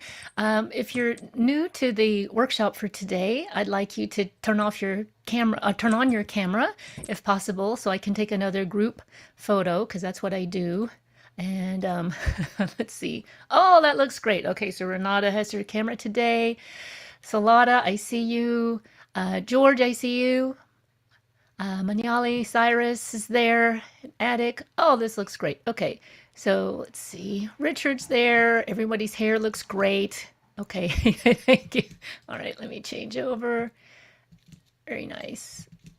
Okay, thank you. I think I got everybody. I just have a few announcements to go over. I'll share my screen. And let's see here. Okay. So I'd like to, can you see this? Yeah, okay, great. So thank you so much to all our presenters and chairs today. I just wanted to say another big thank you to the Zoom team. We have the East Africa Institute represented, well represented, and Columbia University, of course, is well represented. And wanted to also mention somebody you might not know, Christina Rome at Columbia's APAM. So she's doing a lot of the back-end logistics that you probably never see, but she does the things like set up the website, work with travel service, answer questions about all kinds of things. So she's a big part of the meeting, even though she is not present right now. If you haven't yet registered, please remember to register so we can email you and keep you updated on what we're doing. And also Jingyi set up the Twitter account and is managing the live stream. So if you haven't checked it out, she's been doing a fantastic job. She's got this hero shot screenshot of all of our speakers for today. And so just wanted to remind you to check those things out. And then as a reminder for tomorrow, let me pull up these things. All right. So tomorrow, John Vincent will be our chair. We'll have 2 invited talks in the morning, Steve and Maria. And then we have a slight variation tomorrow after, well, in the second part. We'll have opportunities and discussions for the US-Africa, for any kind of US-Africa collaboration. So we'll have kind of like a panel discussion. And if you have something that you'd like to broadcast and inform everyone about, go ahead and send it to us in the chat tomorrow or in the Twitter feed or on our Slack channel, of course. And then to close the day, we will have a science communication workshop from Matteo Rini. He's an editor at the American Physical Society, and there's a link here to one of his previous talks on YouTube. So that will be for, focus for, it's hard to say focus for everyone, but focus for everyone who's working on science communication. So faculty, postdoc, graduate student level, you're all welcome to have a discussion with Matteo. He's very, very interested in scientific communication and, of course, within the field of physics specifically. So if there's nothing else, just wanted to say thank you again to everyone for a great day, and we hope to see you tomorrow morning.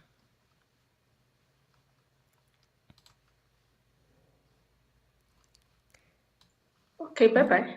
Okay, thank you, everybody. The room will stay open, but we'll all see you tomorrow.